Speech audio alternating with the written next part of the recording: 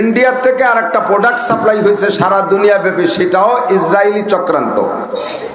এই ইহুদি নেতানিয়াহু গোষ্ঠীর চক্রান্ত সারা দুনিয়া জুড়ে মুসলমানদেরকে আহত নিহত করার জন্য বিভিন্ন পদ্ধতিতে ইসলামের উপরে আক্রমণ করে। হিন্দুদের উপরে করে না, বুদ্ধদের উপরে করে না, নাসারাদের উপরে করে না। আপনারা কিন্তু জানেন না, ইহুদি এক জাতি, নাসারা আর এক জাতি। সারা দুনিয়ায় ইহুদিদের সংখ্যা সারা দুনিয়া মিলে মাত্র 1 থেকে 1.5 কোটি। 800 কোটি মানুষের ভিতরে ইহুদি মাত্র 1 থেকে 1.5 কোটি। তার ভিতরে ভোটার হিসেবে ইসরায়েলি আছে 80 লক্ষ, আর বাকিগুলো বিভিন্ন দেশে ছড়ানো ছিটানো, বিভিন্ন দেশের ভোটার। নাসারা সবচেয়ে বেশি। নাসারা হলো ঈসা আলাইহিস সালাম উম্মতদেরকে নাসারা বলা হয়, মুসা আলাইহিস সালামের উম্মতদেরকে ইহুদি বলা হয়। যারা মুসা আলাইহিস সালামকে নবী বলে মানে, এখনো পর্যন্ত মেনে যাচ্ছে, তারা ইহুদি। আর ঈসা আলাইহিস সালামকে যারা মানে তারা নাসারা, তারাই হলো খ্রিস্টান। আর হিন্দুতে হিন্দু, বুদ্ধরা বুদ্ধ। সবচেয়ে বেশি নাসারা, তারপরে বুদ্ধ, তারপরে সংখ্যায় মুসলমান, এরপরে 4 নম্বরে হিন্দু, 5 নম্বরে দাঁড়াইছে এই ইহুদিরা। এই ইহুদির গোষ্ঠী সারা দুনিয়াকে জ্বালায় খাচ্ছে। বিভিন্ন জায়গায় মুসলমানদের, অন্য কোনো ধর্মের পর আক্রমণ করে না। দেখেন নাসারাদের সাথে কিভাবে মিলে গেছে। আমেরিকানরা নাসারা, ব্রিটেনরা নাসারা, কি বলা হয় প্যারিসরা নাসারা, ইউরোপ কান্ট্রিরা সব নাসারা, ওই পাশে সব নাসারা মিলে ইহুদির সাথে মিলে গেছে। এই ইহুদিরা এত বড় চক্রান্তবাজ, ওদের টার্গেট হলো মুসলমান শেষ করো। এই মুসলমানকে শেষ করার জন্য বিভিন্ন জায়গায় পয়েন্টে পয়েন্টে, জয়েন্টে জয়েন্টে কাজ লাগাইছে। তন্মধ্যে ভারতের ভিতরে কি বলা হয় প্রোডাক্ট একটা বের করে দিচ্ছে, নাম তার গোলাম আহমদ কাদিয়ানি। লেখাপড়া শিখাইয়া, পণ্ডিত বানাইয়া, পাগড়ি পুগড়ি পরাই দিয়া, জামা জুব্বো পরাই দিয়া, কোরআন হাদিসের এলেম দিয়া তাকে বানায় পাঠাই দিয়েছে। তুমি যে দাবি করো আমি ঈসা আলাইহিস সালাম, একবারকে আমি ঈসা আলাইহিস সালাম, একবারকে আমি মাহাদি, আর একবারকে আমি শেষ নবী, আমি মুহাম্মাদের পরে আবার নবী। জোরে কন্না নাউজুবিল্লাহ। আমার আল্লাহ বলেন, মা কানা মুহাম্মাদুন আবা আহাদিম মির রিজালিকুম ওয়ালাকিন রাসূলুল্লাহি ওয়া খাতামান নাবিয়্যিন। মুহাম্মাদুর রাসূলুল্লাহ তোমাদের কাহারো আব্বা না। মা কানা মুহাম্মাদুন আবা আহাদিম মির রিজালিকুম, দুনিয়ার কোন পুরুষের আব্বা না। ওনার পুত্র সন্তান ছিল 3টে অথবা 2টা। এরা চলে গেছে, শিশুকালে চলে গেছে। 4টি কন্যা ছিলেন, 4টি কন্যাকে বিয়ে দিয়েছিলেন। তাদের ওলিয়া ওলাদ এখনো ধারাবাহিক দুনিয়ায় কেউ না কেউ আছে। এছাড়া কোনো পুরুষ হুজুরের সন্তান নাই। এজন্য আল্লাহ বলেন, তোমাদের কোন পুরুষের আব্বা না মুহাম্মদ, ওয়ালাকিন রাসূলুল্লাহ, উনি হলেন আল্লাহর রাসূল, ও খাতামান নবিয়্যিন, এবং নবীদের শেষ নবী।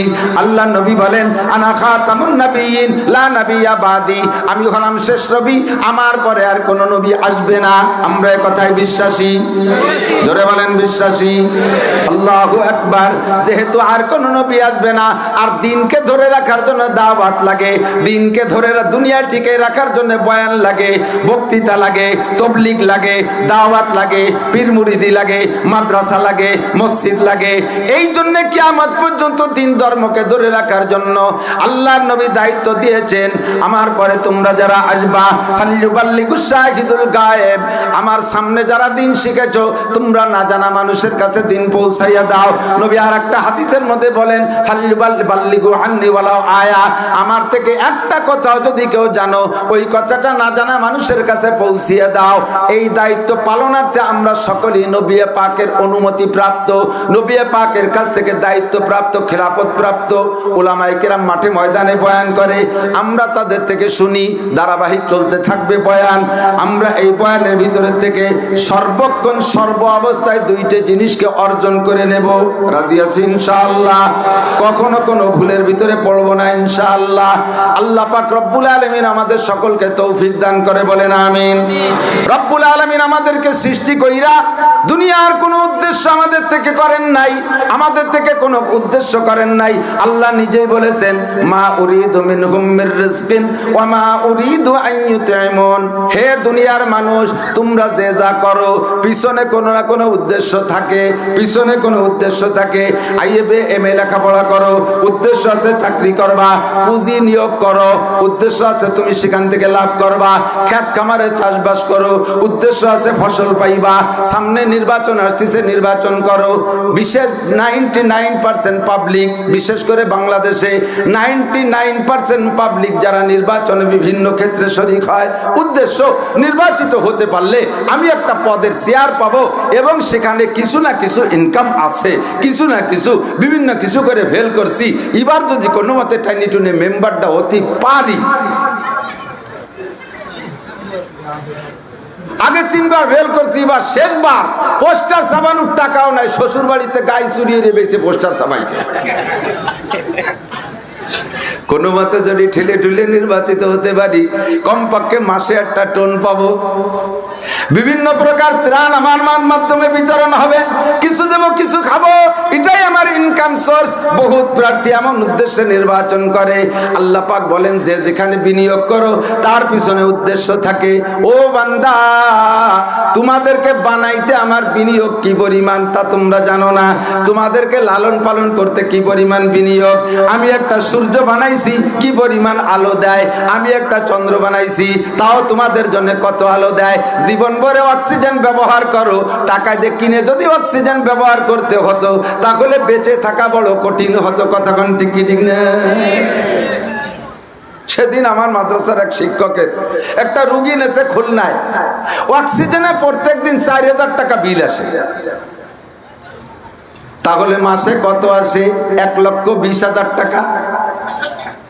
70-80 বছর পর্যন্ত যদি 1,20,000 টাকা করে মাসে আমার অক্সিজেনের বিল দিয়ে বেঁচে থাকা লাগতো, তাহলে কয়জন বাঁচতে পারতাম? কোটিপতিরা, হাজার হাজার কোটি টাকার মালিক যারা, তারা হয়তো 2-10 বছর বাঁচতে পারত।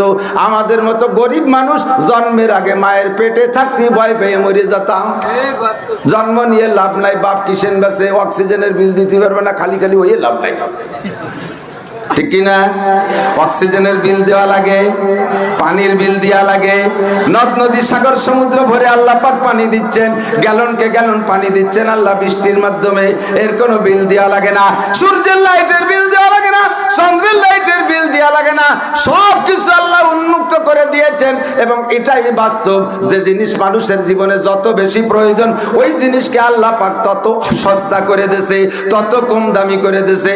আর যে জিনিস ব্যবহারে যত প্রয়োজন কম, ওই জিনিসের দাম দুনিয়ায় বেশি হয়ে গেছে। কতক্ষণ প্রমাণ করে দিলি ভালো করে বুঝবেন। আমরা পুরুষরা, আমাদের জন্য স্বর্ণ ব্যবহার করা হারাম। একটু বলেন, পুরুষের স্বর্ণ ব্যবহার করা, অলংকার হিসেবে ব্যবহার করা হারাম। শুয়োরের গোশত খাওয়া যেমন হারাম, কুত্তর গোশত খাওয়া যেমন হারাম, পুরুষের স্বর্ণের আংটি ব্যবহার করা তেমন হারাম, স্বর্ণের চেন ব্যবহার করা পুরুষের জন্য তেমন হারাম। হারাম হারাম হারাম, কোনো ছাড় নাই। নতুন জামাই বিদায় জায়েজ আছে তা না, নতুন জামাই বলে জায়েজ আছে তা না, সবার জন্য স্বর্ণ ব্যবহার করা হারাম। এই স্বর্ণ আমাদের ব্যবহার করা হারাম। নারীদের জন্য আল্লাহ বৈধ রেখেছে, 100, 200, 500 পরিও যদি তৌফিক তাকে ব্যবহার করবে, কোনো সমস্যা নাই। তবে যদি কোনো নারী জীবনও কোনো দিন স্বর্ণ ব্যবহার না করে, তাতে কি তার ছেলে মেয়ে কম হয়? কথা কয় না। বরঞ্চ যারা গরিব, স্বর্ণ ব্যবহার করতে পায় না, তাদের প্রোটেকশন ভালো। ধনী কোটিপতি সারা জীবন ভরে একটা অথবা 1.5টা অথবা 2টা ছেলে মেয়ের বেশি না, কষ্ট করে ভ্যান চালাইয়া খায়, আল্লাহ বাঁচালি বছরে বছরে সন্তান পায়, আবার জায়গায় জায়গায় ডবল হইয়া পোষাইয়া যায়, ডবল ডবল। ঠিক না? আল্লাহু আকবার। স্বর্ণ ব্যবহার না করলে কের সগীরা কবিরা হয় না, কোনো গুনাহ হয় না, শরীরও খারাপ হয় না, কোনো সমস্যা নাই। আল্লাহু আকবার। স্বর্ণের বড়ি 1 লক্ষ টাকা, তারপরে প্রয়োজন কম রূপার, তারও বড়ি 2-2.5 হাজার টাকা। ও দোস্তরে, আমাদের এই স্বর্ণ এবং রূপার চাইতে ব্যবহারে বেশি আছে লোহা। কতক্ষণ? লোহার ব্যবহার বেশি না? লোহা ছাড়া কিছু হয়? যদি লোহা দুনিয়ায় না থাকতো আর সোনার কাশিতে ধান কাটা লাগতো, তাহলে কয় মিয়া কাশি বানায় ধান কাটতে পারতেন, দাঁত দিয়ে কামড়ায় ছিড়িয়ে না লাগতো। প্রয়োজন বেশি, দাম তার কম, মাত্র 100 টাকা কেজি। কতক্ষণ? লোহার প্রয়োজন বেশি না মাটির প্রয়োজন বেশি? বোঝে নাই? লোহার প্রয়োজন বেশি না মাটির প্রয়োজন বেশি? মাটির প্রয়োজন বেশি। মাটি না থাকলে বসতাম কোন জায়গায়? তার দাম লোহার চাইতে কম না বেশি? মাটির দাম বেশি না লোহার দাম বেশি? মাটির দাম কম, লোহার দাম বেশি, ঠিক না? প্রয়োজন বেশি, আল্লাহ পাক দাম কমাই দিয়েছে। এবার মাটির দরকার বেশি না পানির দরকার বেশি? পানির দরকার বেশি। পানির নাম জীবন। থাকলাম টং বাঁধতে উঁচুই ভাইছে, অথবা নৌকোয় বানিতে বানিতে জীবন কাটাইলাম, ওই যে বৈদ্যরা আসে ওইরকম থাকলাম, মাটিতে পাড়াই দিলাম না, তাও থাকতে পারবো বছরের পর বছর। কিন্তু পানি ছাড়া থাকার কায়দা নাই। পানির অপর নাম মাটির দাম কম না পানির দাম কম? পানির দাম মাটির চাইতে কম, ঠিক না? মাটি কিনবেন, আল্লাহু আকবার, 1 লাখ টাকা দিয়ে 1 কাঠা মাটি কিনবেন, ওই বরাবর জাহান্নাম পর্যন্ত আপনার, ওই বরাবর আকাশ আসমান পর্যন্ত আপনার, সবটুকু আপনার কিনা হয়ে গেছে 1 লাখ টাকা। মাটির চাইতে পানির দরকার বেশি, দাম তার আরো কম। এবার পানির দরকার বেশি না অক্সিজেনের দরকার বেশি? অক্সিজেন হলো যে শ্বাসটা আপনি গ্রহণ করেন, এইটার নাম অক্সিজেন। এইটা পানির চাইতে অক্সিজেনের দাম বেশি না কম? রমজান মাসে 17 ঘন্টা রোজা থাকি, 17 ঘন্টা রোজা থাকি, পানি খাই না, আল্লাহর রহমতে মরি না। 2 দিন 3 দিন পর্যন্ত কষ্ট করে বেঁচে থাকা যায় পানি ছাড়া। অক্সিজেন ছাড়া তো 2 ঘন্টা থাকা যায়, 2 মিনিট, 1 মিনিটই গোষ্ঠী শুদ্ধ শেষ, ঠিক না? এবার অক্সিজেনটা আল্লাহ পুরো ফ্রি করে দিয়েছে। আল্লাহু আকবার, আল্লাহু আকবার। আল্লাহ পাক বলেন, ওয়া ইন তাউদ্দু নি'মাতাল্লাহি লা তুহসুহা। তোরা সবাই মিলে যদি সারা জীবন চিন্তা করো, আমার চেষ্টা করো, আমার নিয়ামত গুণে শেষ করতে পারবা না। সংক্ষেপে আল্লাহ পাকের নিয়ামতের শুকর আদায় করি, জোরে বলি আলহামদুলিল্লাহ। আল্লাহ পাক বলেন, কোটি কোটি টাকার সম্পদ দিয়ে তোমারে বানাইছি, তোমার চোখ দুটোর দাম কত, তোমার কিডনি দুটোর দাম কত, তোমার বাল্ব দুটোর দাম কত, তোমার ব্রেনের দাম কত, তোমার হার্টের দাম কত, তোমার লাংসের দাম কত, তোমার চামড়ার দাম কত। জন্মসূত্রে একটা আঙ্গুল যদি কম হয়, দুনিয়ার কেউ এই হুবহু একটা আঙ্গুল বানাই দিতে পারবে না। কথা বলেন ঠিক কি ঠিক না? আল্লাহ পাক বলে, তোর বডিরে কত টাকা বানাই দিয়ে বানাইলাম, তোরে পালতে কত কিছু দিলাম। ও বান্দা, তুই জবাব দে, আমার কি কোনো উদ্দেশ্য আছে কি নাই? আমার কি কোনো উদ্দেশ্যের পিছনে আছে কি নাই? জোরে বলেন, আছে না নাই? জানতে চাইলাম আল্লাহ, তুমি বলো তোমার উদ্দেশ্য কি? আল্লাহ পাক বলেন, ওমা খলাকতুল জিন্না ওয়াল ইনসা ইল্লা লিয়াবুদুন। ওরে অন্য সব জাতিকে বানাইছি তোদের সেবা খেদমতের জন্য। শুয়োরটাও বানাইছি মানুষের খেদমতের জন্য, গরুটা বানাইছি মানুষের খেদমতের জন্য। এবার এদিক তাকান, অনেকদিন পর্যন্ত অভাবানাটন রয়েছেন, টপ টপ টপ করিয়া এমাটামা 5টা ছেলে হয়ে গেছে, টপ টপ করে হয়ে গেছে, খাওয়াইয়ে পাইলে বুঝে বড় করতে জানটা বেরোয় যাচ্ছে। তারপরে অপেক্ষা আছেন কোনো মতে এই টাইনি টুনি 10টা 15টা বছর ঠেয়াই রাখতে পারলি ওরা ঝাঁকা মারিয়ে বড় হয়ে যাবে, 100টে বড় হবে, খাক না খাক বাইসে থাকলে বড় একদিন হবে। সেই দিন 5 জনে ভ্যান চালালেও ডেলি 25টা, ঠিক না? এই যে আর মাসখানিক পরে তো কুত্তই বাচ্চা হবে, 1-8টায় 7-8টা তৈরি হবে। কোন মা কুত্ত কি এই অপেক্ষায় আছে যে এই দেশের মানুষ আমার খাতি যায় না, খালি চ্যাঙ্গা মারে, ডেলা মারে, যে বাড়ি যায় বাড়ি ধুলি খেতায় দেয়। আল্লাহ বাঁচালি এই 5-6 মাস পরে জাকায় দিয়ে বড় হয়ে যাবে, পুলিশের চাকরি হবে, এরপরে আর আমার কোনো টেনশন নেই। আছে এই জাতীয় কোনো আশা ভরসা? কোন গরুতি করে যে আমার বাচ্চারা বড় হয়ে কামাই দিয়ে খাওয়াবে? সবাই বড় হয়, কুত্তর বাচ্চা বড় হয় মানুষের খেদমতের জন্য। কতক্ষণ আমার বাড়ি পাহারা দেয়, আমার বাড়ি পাহারা দেয়, আমার এলাকার ময়লা নোংরা উচ্ছিষ্টগুলো খাইয়ে এলাকারে পরিষ্কার করে রাখে, পরিষ্কার পরিচ্ছন্ন রাখে। সুসোডা চিকেডা সেও আমার খেদমত করে, ইঁদুরডা আমার খেদমত করে, মশা মাছি আমার খেদমত করে, সাপ বিশ্বতে আমার খেদমত করে। আমি বুঝি না, সবাই আমার খেদমত করে। আল্লাহ বলেন, সব কিছু বানাইছি তোমার জন্য। ও বান্দা, জিন আর ইনসান বানাইছি একমাত্র আমার জন্য। ওমা খলাকতুল জিন্না ওয়াল ইনসা ইল্লা লিয়াবুদুন। জিন আর ইনসানকে বানাইছি আর কোনো উদ্দেশ্য নাই, একমাত্র আমার দিক, একমাত্র কেবলমাত্র শুধুমাত্র আমার ইবাদতের জন্য বানাইছি তোমাদের 2টে জাতি। এ উদ্দেশ্যে বানাই নেই। মা উরিদু মিনকুম মির রিজকিন ওয়া মা উরিদু আন ইউতিমুন। তোরা আমারে রিজিক দিবি, আমি আল্লাহর বউ নাই, ছেলে মেয়ে নাই, আমার আয়ের কোনো সোর্স নাই, আমার রান্না বান্নার ঘর নাই, তোরা মসজিদের পাশে রান্না কইরা বড় বড় প্লেটে রেখে যাবি, আমি আল্লাহ তাই খাবো, যেহেতু তোরে আমি বানাইছি।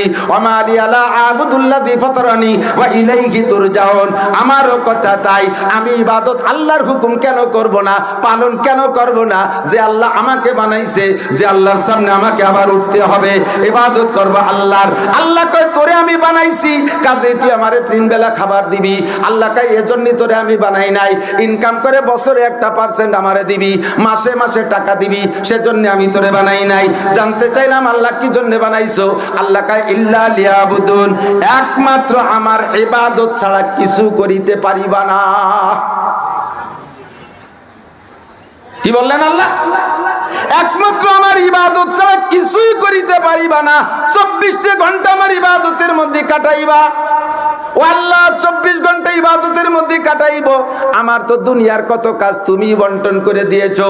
তুমি বলেছো ওয়াজালনান নাহারা মাআশা, দিন বানাইছি ইনকাম করবি এজন্য। ওয়াজালনাল লাইলা লিবাসা ওয়াজালনা নাওমাকুম সুবাতা, রাত বানাইছি তোদের পোশাক, ওর মধ্যে ঘুমাবি। দিন ভরে পরিশ্রম করে ক্লান্ত হয়ে যাবি, রাতে 6 ঘন্টা 8 ঘন্টা ঘুমাবি, সব ক্লান্তি দূর হয়ে যাবে। কথা বলেন ঠিক কি ঠিক না? ঘুমের মাধ্যমে যেই পরিমাণ ক্লান্তি দূর হয়, দুনিয়ার কোনো ঔষধে এই পরিমাণ ক্লান্তি দূর হয় না। এই জন্য তুমি ঘুম বানাইছো। রাতে 6-8 ঘন্টা ঘুমাবো, দিনে 6-8 ঘন্টা কামাই করব। আবার কত কাজ কাম আছে আল্লাহ, এর মধ্যে আমি 24 ঘন্টা ইবাদত করব কিভাবে? আল্লাহর কাছে অভিযোগ করলাম। আল্লাহ পাক রব্বুল আলামিন বলেন, হ্যাঁ আমার ইবাদত করবা, তোমার সব প্রয়োজন আমি আল্লাহ পূরণ করব। একটু কন্যা সুবহানাল্লাহ। আল্লাহ কয় ফালিয়াবুদু রাব্ব হাদাল বাইত, ইবাদত করব কার? জোর হলো না কার? দুনিয়ার কোন মানুষের ইবাদত আছে? কোন নেতা নেত্রীর ইবাদত আছে? কোন সাধু সন্ন্যাসীর ইবাদত আছে? কোন মূর্তির ইবাদত আছে? কোন দেবদেবীর ইবাদত আছে? ইবাদত হবে একমাত্র আল্লাহর। আল্লাহ পাক বলেন ফালিয়াবুদু রাব্ব হাদাল বাইত, এই ঘরের রবের ইবাদত করো। ঘরটা আমার কাছেই আছে। রব মানে প্রতিপালক, এই ঘরের রবের ইবাদত করো। সে আল্লাহ কি করে? তুমি যেই চিন্তা করতেছো সেই চিন্তা আল্লাহ দূর করে দেয়। 1 নম্বরে তুমি প্রস্তাব রেখেছো আল্লাহ আমার ইনকাম করে খেতে হবে, আল্লাহ আমার ইনকাম করে খেতে হবে, কাজেই 24 ঘন্টা ইবাদত করব কিভাবে?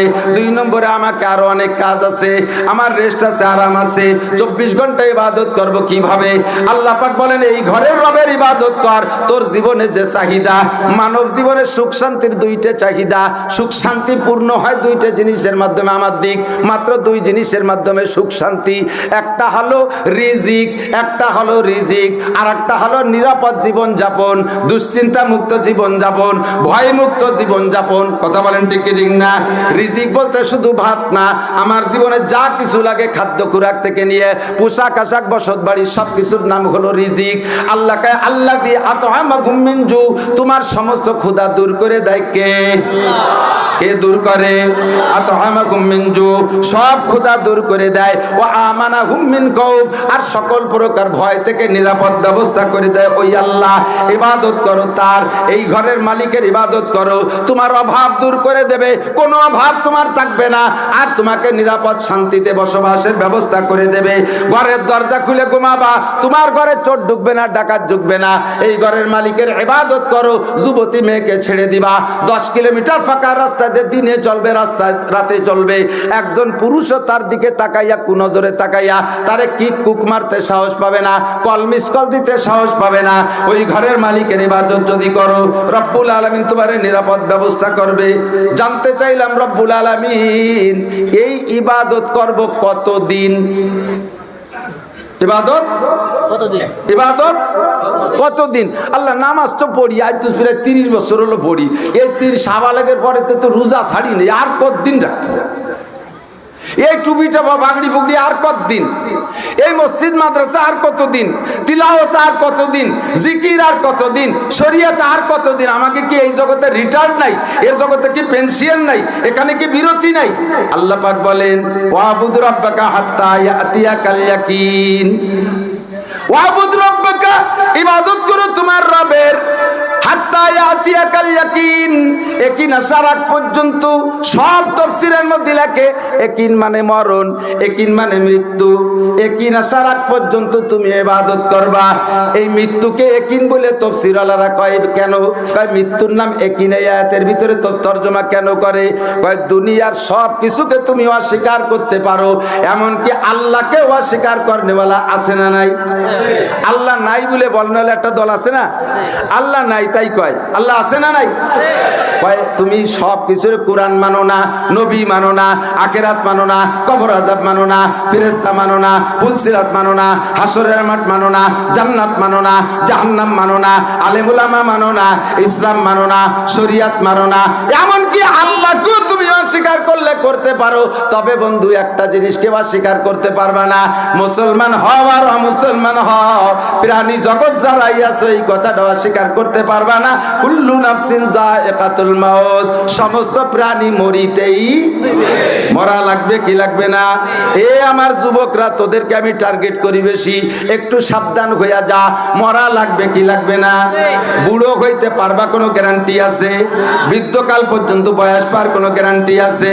রাস্তায় যাবা, বাসের সাথে ধাক্কা লেগে পড়ে যাবা, মোটরসাইকেল নিয়ে পাঙ্কুপানা করবা রাস্তা দিয়া, বালির ট্রাকের সাথে ধাক্কা খাইয়া রোডের সাথে মিশে যাবা, কখন আইসা যায় আজরাইল বলা যায় না। তোমার মতো হাজারো যুবক ওয়াকালে মারা যাচ্ছে, প্রমাণ আছে না নাই? কাজেই তোমার হায়াতের কোনো গ্যারান্টি নাই, মরণ অবধারিত, মানতেই হবে, বিশ্বাস করাই লাগবে। আল্লাহ কয় কোনো কিছু না মানলেও মরণকে বিশ্বাস করো। আর ইয়াকিনের মানে হলো গাঢ় বিশ্বাস, ইয়াকিনের মানে গাঢ় বিশ্বাস। অন্য কোনো তার প্রতি গাঢ় বিশ্বাস না থাকলেও মরণের উপরে গাঢ় বিশ্বাস আছে না নাই? আজকে ফজর পর্যন্ত বাঁচবেন কেউ বলতে পারবেন? আছেন আছেন? একজন একটু হিম্মত করে কাও, যুবলীগ, ছাত্রলীগ, গোপালগঞ্জের লীগ আমরা যারা আছি, তোমরা একটু কও দিছে আমরা যুবলীগের লোক, আমরা ছাত্রলীগের লোক, আমরা যুব দলের লোক, আমরা ছাত্র দলের লোক। ইনশাআল্লাহ বাদ দিয়ে ডাইরেক্ট কয়ে ফেলো যে আমি ফজর পর্যন্ত বাঁচবই। একজন হিম্মত করে কও, দেখবা আল্লাহ কয় তোরে মারবো এই জায়গা, তোরে বাড়ি যাই দেবো না। এই জায়গার সাথে কোনো মস্তানি চলে? চলে চলে? নারী বলো পুরুষ বলো, কুল্লু নাফসিন যায়িকাতুল মাউত, সব মানুষ মরণশীল, মরিতে হইবে। যে কোনো সময় ডাক আসিতে পারে। দুনিয়ায় আসার জন্য সিরিয়াল শর্ত, দুনিয়ার থেকে যাওয়ার জন্য সিরিয়াল লাগে না। আসতে হলে আগে দাদা, তারপরে আব্বা, তারপরে আমি, এরপরে আমার ছেলে মেয়ে। কথা বলেন ঠিক কি ঠিক না? আসার জন্য সিরিয়াল শর্ত, কিন্তু মরার জন্য কোনো সিরিয়াল লাগে না। দাদা রয়ে গেছে পোতা মারা যায়, বাপ রয়ে গেছে ছেলে মারা যায়, মা রয়ে গেছে মেয়ে মারা যায়, নানি রয়ে গেছে নাতনি মারা যায়, দাদি রয়ে গেছে পুতনি মারা যায়। যায় কি যায় না? মরার জন্য কোনো সিরিয়াল নাই, আসার জন্য সিরিয়াল আছে। কাজেই তোমার ইবাদত করবা কতদিন? হাত্তা ইয়াতিয়াকাল ইয়াকিন, মরণ পর্যন্ত ইবাদত। মরার পরে আর লাগবে না, মরার পরে নামাজ নাই, মরার পরে রোজা নাই, মরার পরে কোনো কিছু নাই, মরার পরে কোনো ইবাদত নাই। যা মাতাল ইনসান ইনকাতা আনহু আমালুহু, মানুষ যখন মারা যায় তার সব আমলের দরজা বন্ধ হয়ে যায়, ইবাদতও করতে পারে না, গুনাহও করতে পারে না। কবরের জিন্দেগি আমলের জিন্দেগি না। এ দুনিয়ায় যতদিন থাকবা, আল্লাহ কয় আমার দুনিয়ার নিয়ামত যতদিন ব্যবহার করবি, আমার ইবাদতও ততদিন করবি। এই নামাজ কতদিন?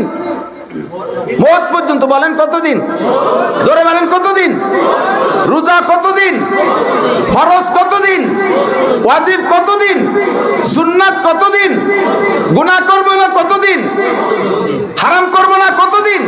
মওত পর্যন্ত। এই ওয়ারেন্টি দেন, এই গ্যারান্টিতে আসেন, আসেন, দরকার আছে, বসেন, নড়াচড়া করেন না। ইবাদত করব মরণ পর্যন্ত, যতদিন আল্লাহর নিয়ামত ব্যবহার করব। আল্লাহকে আমার সূর্য ব্যবহার করবি, আমার ইবাদত করবি, আমার জমিনে থাকবি, ইবাদত করবি। যদি করতে নামে ফানফুজু, কেটে পড়, সরে পড়, লা তানফুজুনা ইল্লা বিসুলতান। যাবি, সরে যাবি কোন জায়গায়? আল্লাহ এ জায়গা থাকলে ইবাদত করা লাগে, আমি অন্য জায়গায় চলে যাব। কোন জায়গা যাবি? সুন্দরবন। সুন্দরবন কি তোর বাপের? আটলান্টিক মহাসাগরের চরে চলে যাচ্ছি, ও জায়গা তোর বাপের নাকি তোর দাদার নাকি? ও জায়গাও কার? আসমান জমিনের সব জায়গা আমার আল্লাহ, ঠিক কিনা? যেখানে যাবি ইবাদত করবি, হাত্তা ইয়াতিয়াকাল ইয়াকিন। ইয়াকিন, ইয়াকিন আসার আগ পর্যন্ত ইবাদত করবা, মরণ পর্যন্ত ইবাদত। জানতে চাইলাম আল্লাহ ইবাদতের আবার কোনো কোয়ালিটি আছে নাকি, ভালো মন্দ আছে নাকি? আমার মন চাকি যা খুশি তাই করলাম হবে নাকি? আমি যেমন খুশি তেমন ইবাদত করলাম? আল্লাহ কয় না, ওমা উমিরু ইল্লা লিয়াবুদুল্লাহ মুখলিসিনা লাহুদ্দিন। ওরে ইবাদত করবা আল্লাহ পাকের একমাত্র আল্লাহরই জন্য, ইখলাসের সাথে। ওয়ালা ইউশরিক বিইবাদাতি রাব্বিহি আহাদা। ইবাদতের মধ্যে কাহারো সাথে আল্লাহর সাথে কেউকে শরীক করা যাবে না। ইবাদত কার জন্য? নামাজ কার জন্য? তাবলীগি যায় কার জন্য? হজে যায় কার জন্য? আল্লাহরই জন্য। সিজদা দেব কাকে? তিলাওয়াত করি কার জন্য? জিকির ফিকির কার জন্য? একমাত্র আল্লাহরই জন্য। লা ইউশরিক বিইবাদাতি রাব্বিহি আহাদা। ইবাদতের মধ্যে আল্লাহর সাথে কেউরে শরীক করবা না। শিরিক করলে ইবাদত বাতিল হয়ে যায়। ওয়া ইউশরিক বিল্লাহ ফাকাদ হাবিতাত আমালুহু। ইবাদতের মধ্যে যদি আল্লাহ পাককে শরীক করেন তাহলে আমল বাতিল হয়ে যায়, আমল বাতিল হয়ে যায়। এখন বুঝি না, কথাগুলো শুনতেছি গতানুগতিক ভাবে আসেন। ইবাদতের মধ্যে শিরিক কারে কয়? ইবাদতের মধ্যে শিরিক, ইবাদত করবো আল্লাহর জন্য, ইবাদতের মধ্যে শিরিক হয় কিভাবে? যে ইবাদতের থেকে, যেই ইবাদত করে মানুষের কাছ থেকে প্রশংসা পাওয়ার লোভ হয়, মানুষে ভালো বলবে, মানুষে প্রশংসা করবে, এইরকম যদি ইবাদতের মধ্যে উদ্দেশ্য হয় তাহলে সেই ইবাদতটা শিরিক হয়ে গেল, আল্লাহর জন্য হয় নাই। জিজ্ঞেস করছি আপনি তো দাড়ি রাখতেন না, এখন যে দাড়ি রাখছেন সুন্দর, কয় যে বুড়ো হয়ে গেছি, এখন দাড়ি না রাখলে মানসি কি কয়? আছে না নাই? এই দাড়ি ইবাদত, দাড়ি রাখা ওয়াজিব, ওয়াজিবের পর আপনি নেকি পাবেন না, আপনি আল্লাহর জন্য রাখেন নাই দাড়ি। আপনি এই দাড়ি রাখছেন মানুষে কি বলে তাই ঠেকানোর জন্য। আপনি তো নামাজ পড়তেন না, এখন যে মসজিদে আসেন নামাজ পড়েন, কয় যে বুড়ো কালে নামাজ না পড়লে মানসি কি কয়? এই ইবাদত আল্লাহর জন্য না, এটা শিরিক ফিল ইবাদত। আপনি তো মসজিদে যাইতেন না, না গেলি মানসি কি কয়? বলে দিছি, সুন্দর করে বুঝাই দিছি। মানুষ মারা যাওয়ার পরে, মানুষ মারা যাওয়ার পরে 4 দিনের দিন মিলাদ নাই, 10 দিনের দিন মিলাদ নাই, গরু খাওয়া খাই নাই, সুন্দর করে আমরা কওমি উলামায়ে কেরামরা বুঝাই দিছি। বুঝানোর পরেও জানাজার মাঠে দাঁড়াইয়া এলান দিয়ে দেয়, জানাজার মাঠে আজকে কি বার? মাইয়েত মারা গেছে বৃহস্পতিবারে, বৃহস্পতি, শুক্র, শনি, রবি, আগামী রবিবার দুপুর বেলা আপনাদের সকলের দাওয়াত। বললাম যে এটা তো বেদাত, আপনারা বুঝাই দিলাম না। কয় যে একটু কিছু না করলে মানসি কি কয়? 10টা গরু জবাইতে খাওয়াইতেছেন, 10টা গরু জবাইতে খাওয়াইতেছেন। এই 10 গরু জবাইয়ের ভিতরে আপনি 1 পয়সারও নেকি পাবেন না, কারণ এটা আল্লাহর রাস্তায় করেন নাই, এটা করেছেন মানুষের জন্য। ওয়ালা ইউশরিক বিইবাদাতি রাব্বিহি আহাদা। কোন ইবাদত আল্লাহর জন্য ছাড়া কোন মাখলুকের জন্য করব। এবার জানতে চাইলাম আল্লাহ ইবাদত কি? তাড়াতাড়ি বলো। আল্লাহ পাক বলেন ইবাদত লম্বা চওড়া না, ইবাদত মাত্র 2টা কথা। আমার দিক লক্ষ্য, ইবাদত মাত্র কয়টা? একটু মস্ক করেন, কয়টা? একটু জোর হলো না, আরো জোরে। ইবাদত 2টা কথা। একটা হলো আল্লাহ কোরআনেই বলেন, আমি কোরআনের আয়াতের সাথে মিলাই। আল্লাহ পাক বলেন 2টা কথা হলো মা তাকুমুর রাসূলু ফাকুযুহু ওয়া মা নাহাকুম আনহু ফান্তাহু। ইবাদত মাত্র 2 ভাগে বিভক্ত। আমার নবী যাহা করতে বলে ওইটাকে ওইভাবে করবা, যেটা যেভাবে করতে বলে সেইটাকে সেইভাবে করবা, আর যেটা যেভাবে ছাড়তে বলে সেইটাকে ছেড়ে দিবা। ধরার গুলো ধরবা, ছাড়ার গুলো ছাড়বা। এই 2টা কথার মাধ্যমে তোমার জীবনে 24 ঘন্টা ইবাদত হয়ে যাইবে। ও আমার প্রাণ প্রিয় যুবকরা, স্কুলে পড়ো দোষ নাই, কলেজে পড়ো দোষ নাই, আমলিগ করো দোষ নাই, বিএনপি করো দোষ নাই, তোমার জায়গায় তুমি যা করো করো। তুমি রাজনীতি করো দোষ নাই, তুমি অর্থনীতি করো দোষ নাই, খেত কামার করো দোষ নাই, ব্যবসা বাণিজ্য করো দোষ নাই, চাকরি বাকরি করো দোষ নাই, গাড়ির ড্রাইভারি করো দোষ নাই। যাহা কিছু করবা সব কিছুকে ইবাদত বানাইয়া অল্পক্ষণ জিন্দেগি কাটাইয়া আখিরাতের দিকে রওনা দিতে হবে। আমার এই 24টা ঘন্টাকে ইবাদত বানানোর পদ্ধতি আল্লাহ পাক শিখিয়ে দিয়েছেন। যেটা যেভাবে করা দরকার ওইটারে যদি ওইভাবে করো তাহলে দুনিয়ার কাজে ইবাদত হবে। ইংরেজি পড়েন, IA BA MA BCS pass করেন, এই ইংরেজি পড়ার ভিতরে আপনি একটু নিয়তকে ঠিক করেন। আল্লাহ নবী বলেন কামিন আমালি নুতাসাউর বিসুরাতিন আমালি দুনিয়া সুম্মা ইয়াসিরু মিন আমালিল আখিরা বিহুসনিন নিয়াত। এই আমার স্কুল কলেজের ভাইরা, তোরা বয় বয়সটা মাদ্রাসায় তোদের আশা লাগবে না, কলেজ বিশ্ববিদ্যালয় পড়, বড় বড় পণ্ডিত হ। আমার বড় আফসোস লাগে, বড় দুঃখ লাগে, সরকার কোটি কোটি টাকা খরচ করতেছে প্রযুক্তি বিশ্ববিদ্যালয়। সায়েন্সের জন্য সরকার সায়েন্স কলেজ বিশ্ববিদ্যালয়ের জন্য কোটি কোটি টাকা খরচ করতেছে কিনা কথা বলেন। বাংলাদেশ সরকারের রাজস্ব ইনকামের থেকে 75% 75% টাকা, অর্থাৎ প্রত্যেক টাকায় 75 পয়সা, 100 টাকায় 75 টাকা এ খরচ করতেছে দুইটা খাতে। একটা হলো সামরিক খাত আর একটা হলো জেনারেল শিক্ষা খাত। এই শিক্ষা খাত আর সামরিক খাতে শতকরা 75 টাকা, আর যে 25 টাকা, এই 25 টাকা বাকি সব জায়গা বন্টন হচ্ছে। 75 টাকা সরকারের, শতকরা 75 টাকা ইনকাম খরচ সরকার করতেছে জেনারেল সাবজেক্টে। এখনো পর্যন্ত বাংলাদেশের থেকে বিজ্ঞানী হতে পারো না, লেখাপড়া শিখে ভালো কিছু অর্জন করে দিতে পারো না, একটা মেশিন বানাইতে পারো না, একটা অস্ত্র বানাইতে পারো না, কিচ্ছু তোমরা আবিষ্কার করতে পারো না। এত লেখাপড়া শিখে ওই জাপানেতে মেশিন আনো, চায়নাতে আনো, ইন্ডিয়াতে আনো, বিদেশেতে আইনে, তাই একটু সারা শিখছো, একদিন লেখাপড়া শিখে করলে ডাকি। কারণ বানা তুই, মাইক তুই বানা, বাঙালি বিজ্ঞানী। অস্ত্র বানা, আজ দেখ অস্ত্র লাগে না লাগে, অস্ত্র লাগে কি লাগে না, সব পশ্চিমেরা বানায়, রাশিয়ানরা বানায়, চায়নারা বানায়। তোরা এত পয়সা খরচ করে লেখাপড়া কি করিস? আমার মৌলবীরা আল্লাহর রহমতে বাংলাদেশের সরকারের 4 পয়সাও খায় না। আপনারা জনসাধারণ যা দেন তাই দিয়ে আমরা মাদ্রাসা চালাই। আল্লাহর রহমতে সারা পৃথিবীতে মাদ্রাসা শিক্ষা সারা পৃথিবীর ভিতরে আমার বাংলাদেশ 1 নাম্বার। কোন আলহামদুলিল্লাহ। হাফেজ সারা পৃথিবীর ভিতরে 1 নাম্বার, আলেম সারা পৃথিবীর ভিতরে 1 নাম্বার। বাংলাদেশের কোনো বিষয় নিয়ে, শরিয়াতের ইসলামের বিষয় নিয়ে অন্য দেশে যাওয়া লাগে না, সৌদি আরব যাওয়া লাগে না, দেওবন্দে যাওয়া লাগে না, পাকিস্তান যাওয়া লাগে না, আমেরিকা যাওয়া লাগে না। একেবারে জন্ম থেকে মরণ পর্যন্ত যাহা কিছু শরিয়াত দরকার আল্লাহর রহমতে আমার বাংলাদেশে সবকিছু সাপ্লাই দিতে পারে মাদ্রাসাওয়ালারা। এ জায়গা আমরা 1 নাম্বার আছি। কিন্তু তোমরা জেনারেল পড়ো, কোটি কোটি টাকা কামাই খরচ করতেছে সরকার তোমাদের পিছনে। তোমরা কিছু আবিষ্কার করো, আমি তোমাদেরকে উৎসাহিত করি। তোমরা আবিষ্কার করো, তোমাদের উৎসাহিত করি। তবে তোমার এই জেনারেল পড়াটা ইবাদতে পরিণত হবে, চিন্তা করো না। তুমি মাদ্রাসায় আসো না, আমি তোমার আসতে বলতেছি না। তবে তোমার এই জেনারেল পড়াটাকে ইবাদত বানাইতে পারো। সিস্টেম হলো তুমি লেখাপড়ার ভিতরে আগে তোমার নিয়তটাকে সঠিক করো। আমি যদি বড় ইঞ্জিনিয়ার হতে পারি, তাহলে সরকারি ইঞ্জিনিয়ার হলে কোন কন্ট্রাক্টরকে আমি এই দেশের রাস্তাঘাট, ব্রিজ, কালভার্ট যা সরকার বানায়, এই জায়গা কন্ট্রাক্টরদেরকে ফাঁকি দিতে দেব। আমি সেখানে পাহারাদারি করব, জাতির হক আদায় করব। এইভাবে তুমি প্ল্যান করো। আমাদের দেশে কি সুন্দর রাস্তা বানাতে এক পাশে আর এক পাশে চলে যায়। 6 কিলোমিটার রাস্তার ওই মাথায় জাতি জাতি পিছনের রাস্তার টিউমার হয়। রাস্তার খাইজনি চুলকনি বাসটা হইয়ে খুয়া মুয়া ঝুস ঝুরে হইয়ে তারালির বাউলের মধ্যে নামি চলে যায়। কথা বল না কেন? এটা আবার ইঞ্জিনিয়ার ওকে করে দিয়ে যায়, thank you, okay, bill pass.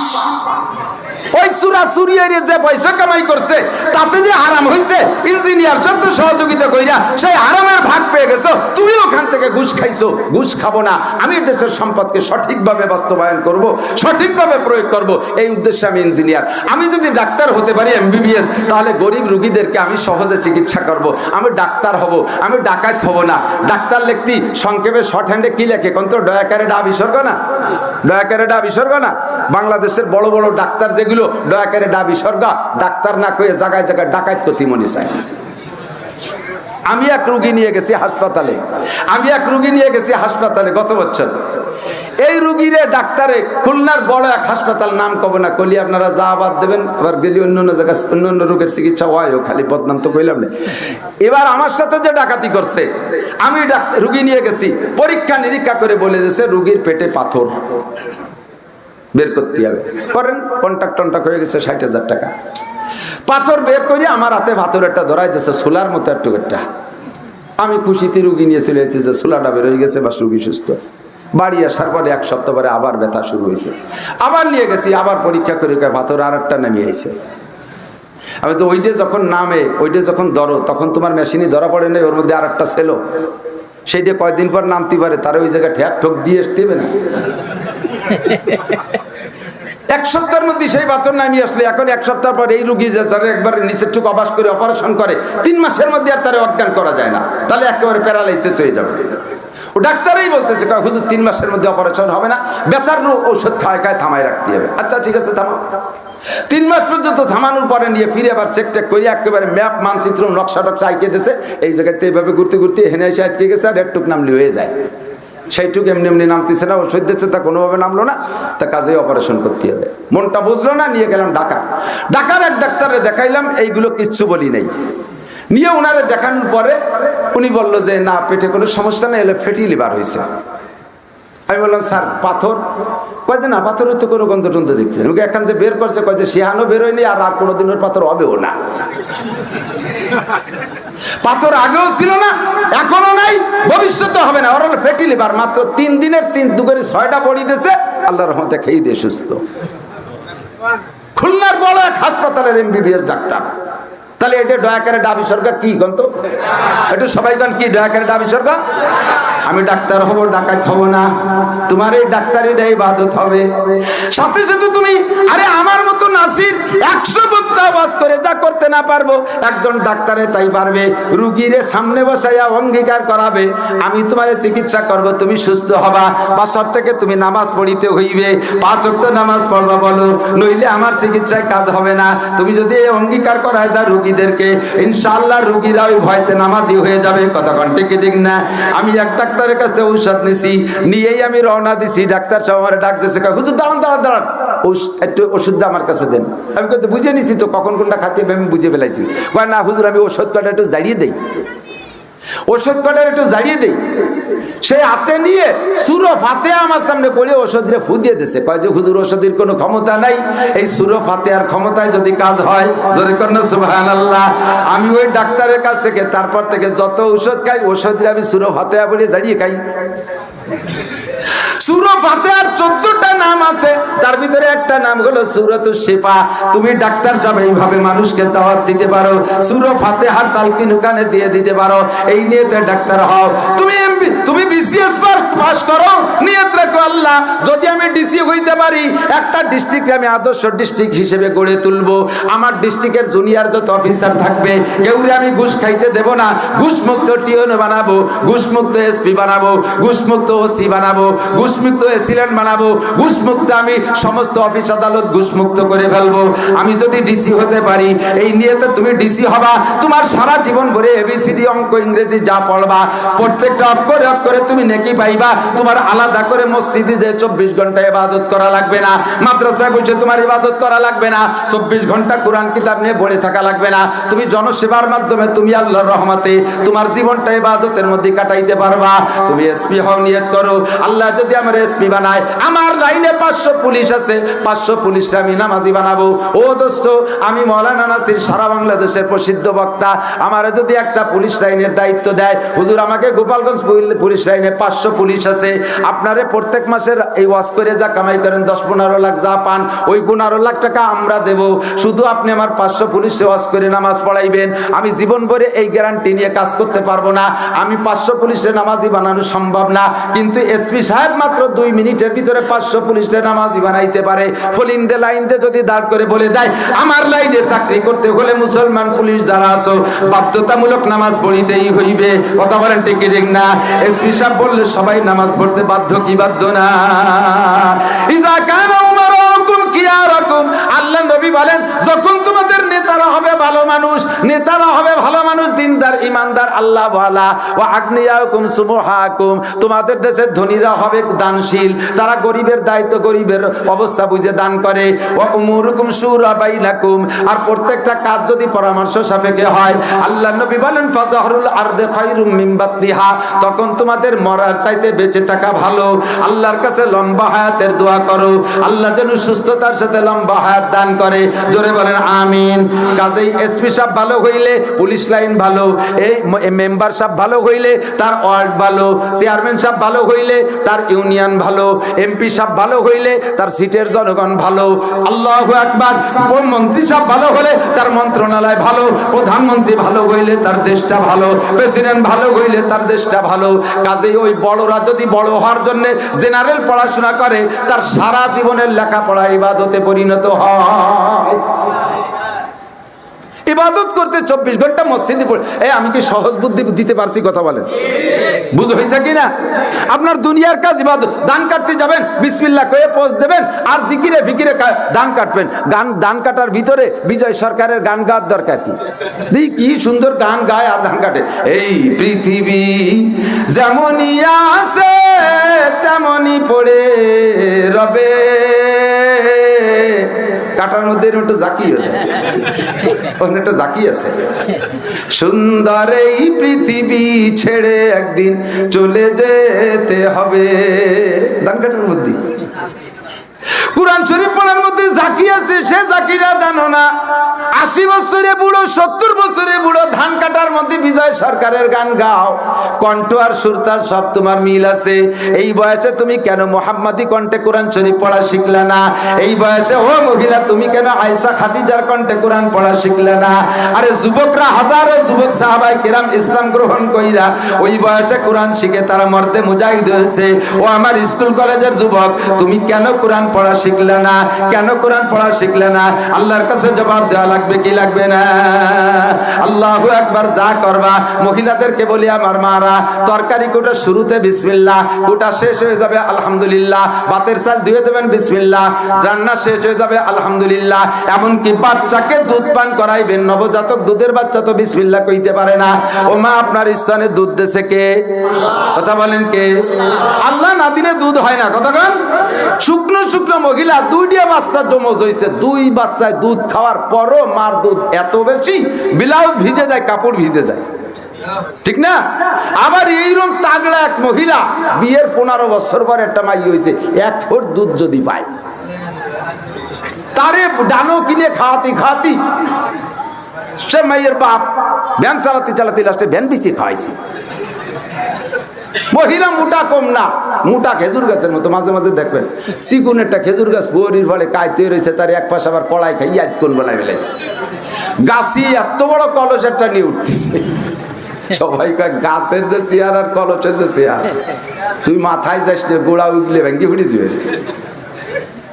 সকালবেলা আসিস, কট্টুক রসায় দেখাবো। সকালে গেছে সেই বড় কলস ভরিয়ে, গাছের গা ভিজে গেছে, ভাসি গেছে। গাছ এরকম চিকুন, আর এক গাছ এত মোটা খেজুর গাছ, একটা বোতল নিয়ে উঠতেছে। রস তো সব জায়গায় কমে গেছে, ঠিক না? আগে তো দেখতাম এক গাছে 2 খান রস হইতো। 2 নালি দিয়ে আমি খেজুর গাছের কলস পাত্তি দেখছি। মুরব্বীরা কথা কর না, ঠিক না?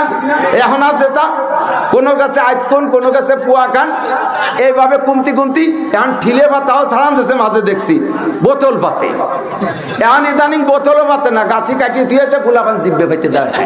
খানিক পরবার 1 ফুটা পড়ে, তাই চাটি খাইতেছি। গাছ এরকম মোটা, বোতল নিয়ে উঠছে। কাকি এত মোটা গাছে অট্টুক বোতল, তাই নিয়ে সকালে যেতে 2-3 ফুট হয়েছিল, তা মাসিতে খেয়ে ফেলেছে। এই মোটা খেজুর গাছে রস দেয় না, যে দেয় না সে কে? চিকুন গাছটায় রস দেয় তিনি কে? চিকুন শুকনো মহিলার স্তন ভরা দুধ কে দেয়? মোটা মহিলার দুধ দেয় না, কে দেয় না? আল্লাহ দেয় না, ঠিক না? কাজেই আপনার স্তন ভরা দুধ, একটা মহিলার এই দুধ যার হয় না, তার বাচ্চাটারে পাইলে বুঝে বড় করতে দুধ ছাড়াইয়া ভাত ধরাইতে যে তার 3-3.5 লক্ষ টাকার দুধ কিনা লাগে। আর আপনার স্ত্রীর স্তন দিয়ে আল্লাহর রহমত, কত দুধ, কত দুধ, আলহামদুলিল্লাহ। 6-8টা বাচ্চা খাইয়ে দিয়ে মুনি শুয়ে গেল, বিটা বিটা হয়ে গেল, তাগড়া তাগড়া। কাজেই এটা আল্লাহর রহমত মনে করিয়া বাচ্চারে যখন দুধে স্তনে মুখ লাগাইবেন, তখন এই স্তনের সাথে মুখ লাগাই দেবেন আপনি তার, আর আপনি মা মুখে বিসমিল্লাহ বলবেন। বিসমিল্লাহ বলে বাচ্চারে মুখ ধরাই দেবেন। খাওয়া যখন শেষ হয়ে যাবে, মুখ সরাই নেওয়ার পরে আপনি আলহামদুলিল্লাহ বলবেন। যত ফুটা দুধ তারে পান করাইছেন, ফুটায় ফুটায় আপনার আমলনামায় নেকি লেখা হয়ে যাবে। বাচ্চারে দুধ খাইবেন, এটা ইবাদত হবে। স্বামীরে খেদমত করবেন, ইবাদত হবে। স্বামীর সাথে সম্পর্ক রাখবেন, এটা ইবাদত হবে। আল্লাহর নবীকে সাহাবায়ে কেরাম জিজ্ঞেস করেছেন, ইয়া রাসূলুল্লাহ আইয়ুমা ইমরাতিন খায়র, ওগো আল্লাহর নবী সবচাইতে ভালো মহিলা কে? মহিলাদের মধ্যে এদিক তাকান, পিরাই বাড়ি মহিলা ঝামেলা আছে কম বেশ। সুবহানাল্লাহ। এই আপদ বিপদ আছে না নাই? আমি এখানে আসার আগে 10-15 জনে আমার ওয়াজ শিখাই দিয়েছে, এই জন্য ওয়াজ চেল্লা বেল্লা হয়ে যাচ্ছে, কি খবর টের পাচ্ছি না। যার যে সমস্যা সেই সমস্যা, এক দল কয় হুজুর আব্বা আমার খেদমতে রস করবেন, আর এক দল কয় হুজুর বিটি একটু সাইটি দিয়ে দিয়েছে, আমার বিটারা কয় হুজুর মহিলাকে কিছু কয়েন, মহিলারা চিরুক উঠলে বাটাইছে হুজুর বিটাকে জ্বালায় থাকতেই পারতেছি না, সব উপর নজরিয়া জেনে ধরা রুগীর মতো আমাকে দিক তাকায় না, উপর দিক তাকায়। এই কয় তালের বিপদের তদবির করবো? আল্লাহর নবীকে সাহাবায়ে কেরাম বললেন হুজুর আইয়ুমা ইমরাতান খায়ের, সবচেয়ে ভালো মহিলা কে একটু বলেন তো হুজুর, আমরা সেই ভালো মহিলা খুঁজে বিয়ে করব। আল্লাহর নবী বলেন ওই মহিলা সবচেয়ে ভালো তাসুররু ফি যা নাযারা ইলাইহা, ওই মহিলা সবচেয়ে ভালো, আল্লাহর কাছে প্রিয়। জান্নাতীরা সেই মহিলার অপেক্ষায় অভ্যর্থনার জন্য দাঁড়িয়ে আছে, ওই মহিলার জন্য জান্নাতের 8টা দরজা খুলে দিয়ে ফেরেশতারা অপেক্ষা করতেছে, হুরগেলমানরা অপেক্ষা করতেছে ওই মহিলার জন্য। যেই মহিলার দিকে তার স্বামী তাকানোর সঙ্গে সঙ্গে, মহিলার দিকে স্বামী তাকানোর সঙ্গে সঙ্গে এমন একটা অঙ্গভঙ্গি করবে, এমন একটা হাসি দেবে, এমন একটা কথা বলবে, যেই কথা আর অঙ্গভঙ্গি আর হাসিতে স্বামীর মনে হাজারো টেনশন আর কষ্ট থাকলে সঙ্গে সঙ্গে তা মুছে যায়, দূর হয়ে যায়। স্বামীরে খুশি করে দিতে পারে যেই মহিলা, তার আচরণ দিয়া ওই মহিলা সব চাইতে ভালো। যেভাবে হোক স্বামীরে খুশি করাই দিতে হবে। কোনোভাবে ভঙ্গি কুয়ার কথায় খুশি হচ্ছে না, কারণ রাস্তাতে গোপালপুরের বাজারেতে খাইয়েছে চড়, এত তাড়াতাড়ি কি হাসি আসে নাকি? মহিলা যত হাসুক আর ওইটার খারাপ দেখতেছে, এরপরে ডাকি নিয়ে বসাইয়া বিভিন্ন তালতল করে কোনোভাবে হাসাতে পারে না, বগলের মধ্যে হাত দিয়ে কেত কুতু দিচ্ছে, বুড়ো হাসে দিয়ে কয় সেই কুটি গেলে ভাই দেবী ছাড়তে পারলে না।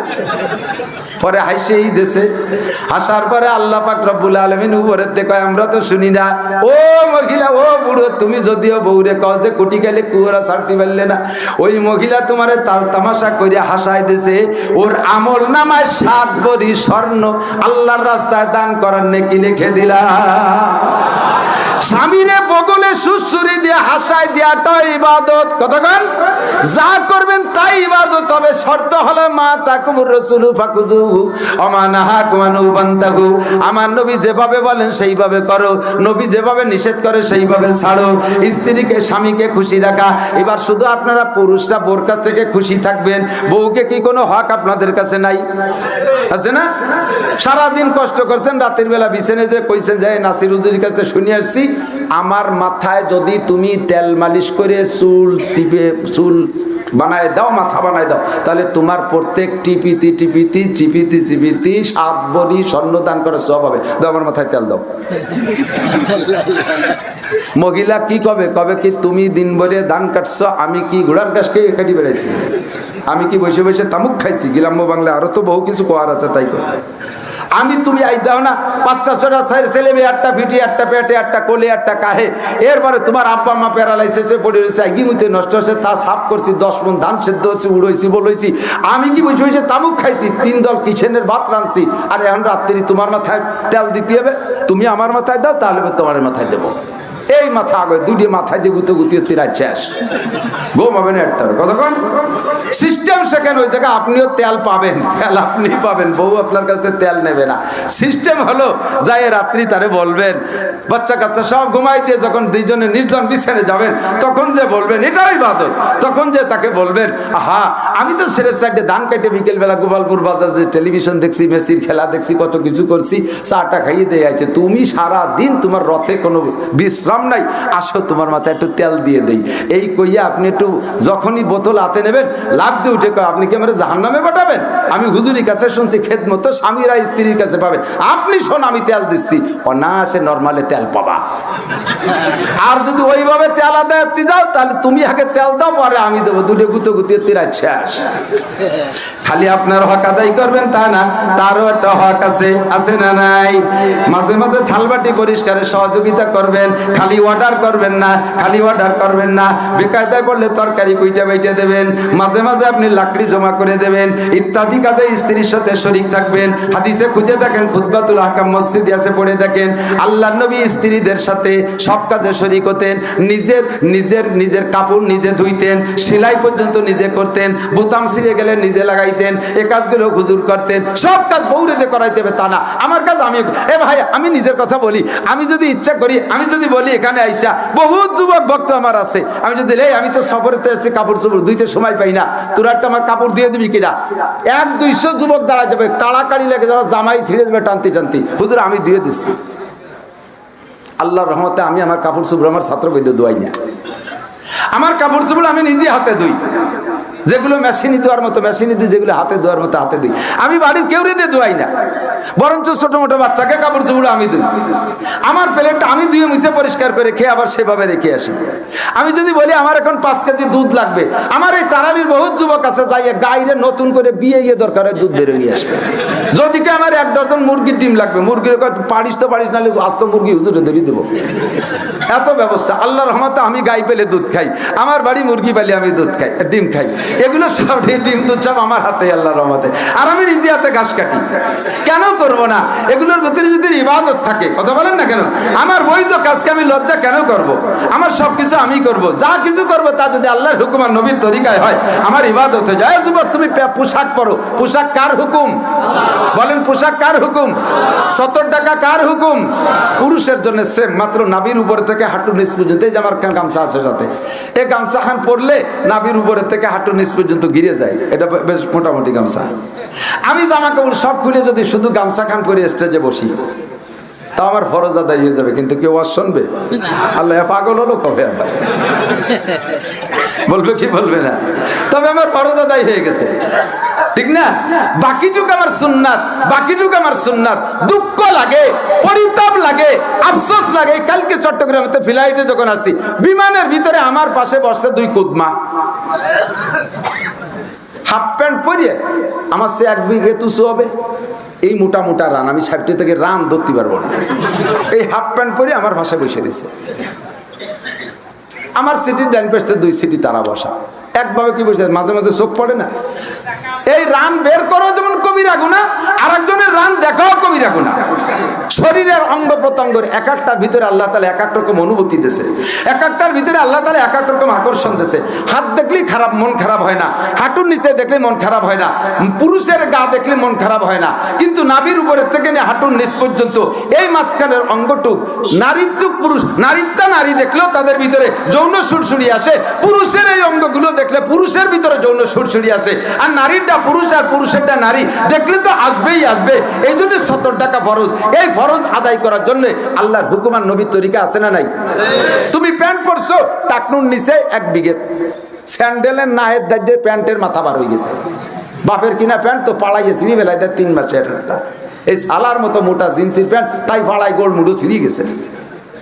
ওদিকে নিচে নেমে চলে গেছে 1 বিঘে, এদিকে পিছন দিয়ে বার হয়ে গেছে, নাভির নিচে বার হয়ে গেছে, বেরোতে বেরোতে যদ্দূর বেরোনোর দরকার বার হয়ে গেছে। এই বাটি ভাড়ার মোড়ে আমি গাড়ি নিয়ে দাঁড়ায় রয়েছি, দেখি যে গ্যারেজে একজন বসা, আমি গ্যারেজে গাড়ি সামনে বসা, তারপর ও জায়গা পায়খানা করে, কে পায়খানা করে গরম জায়গা বসে।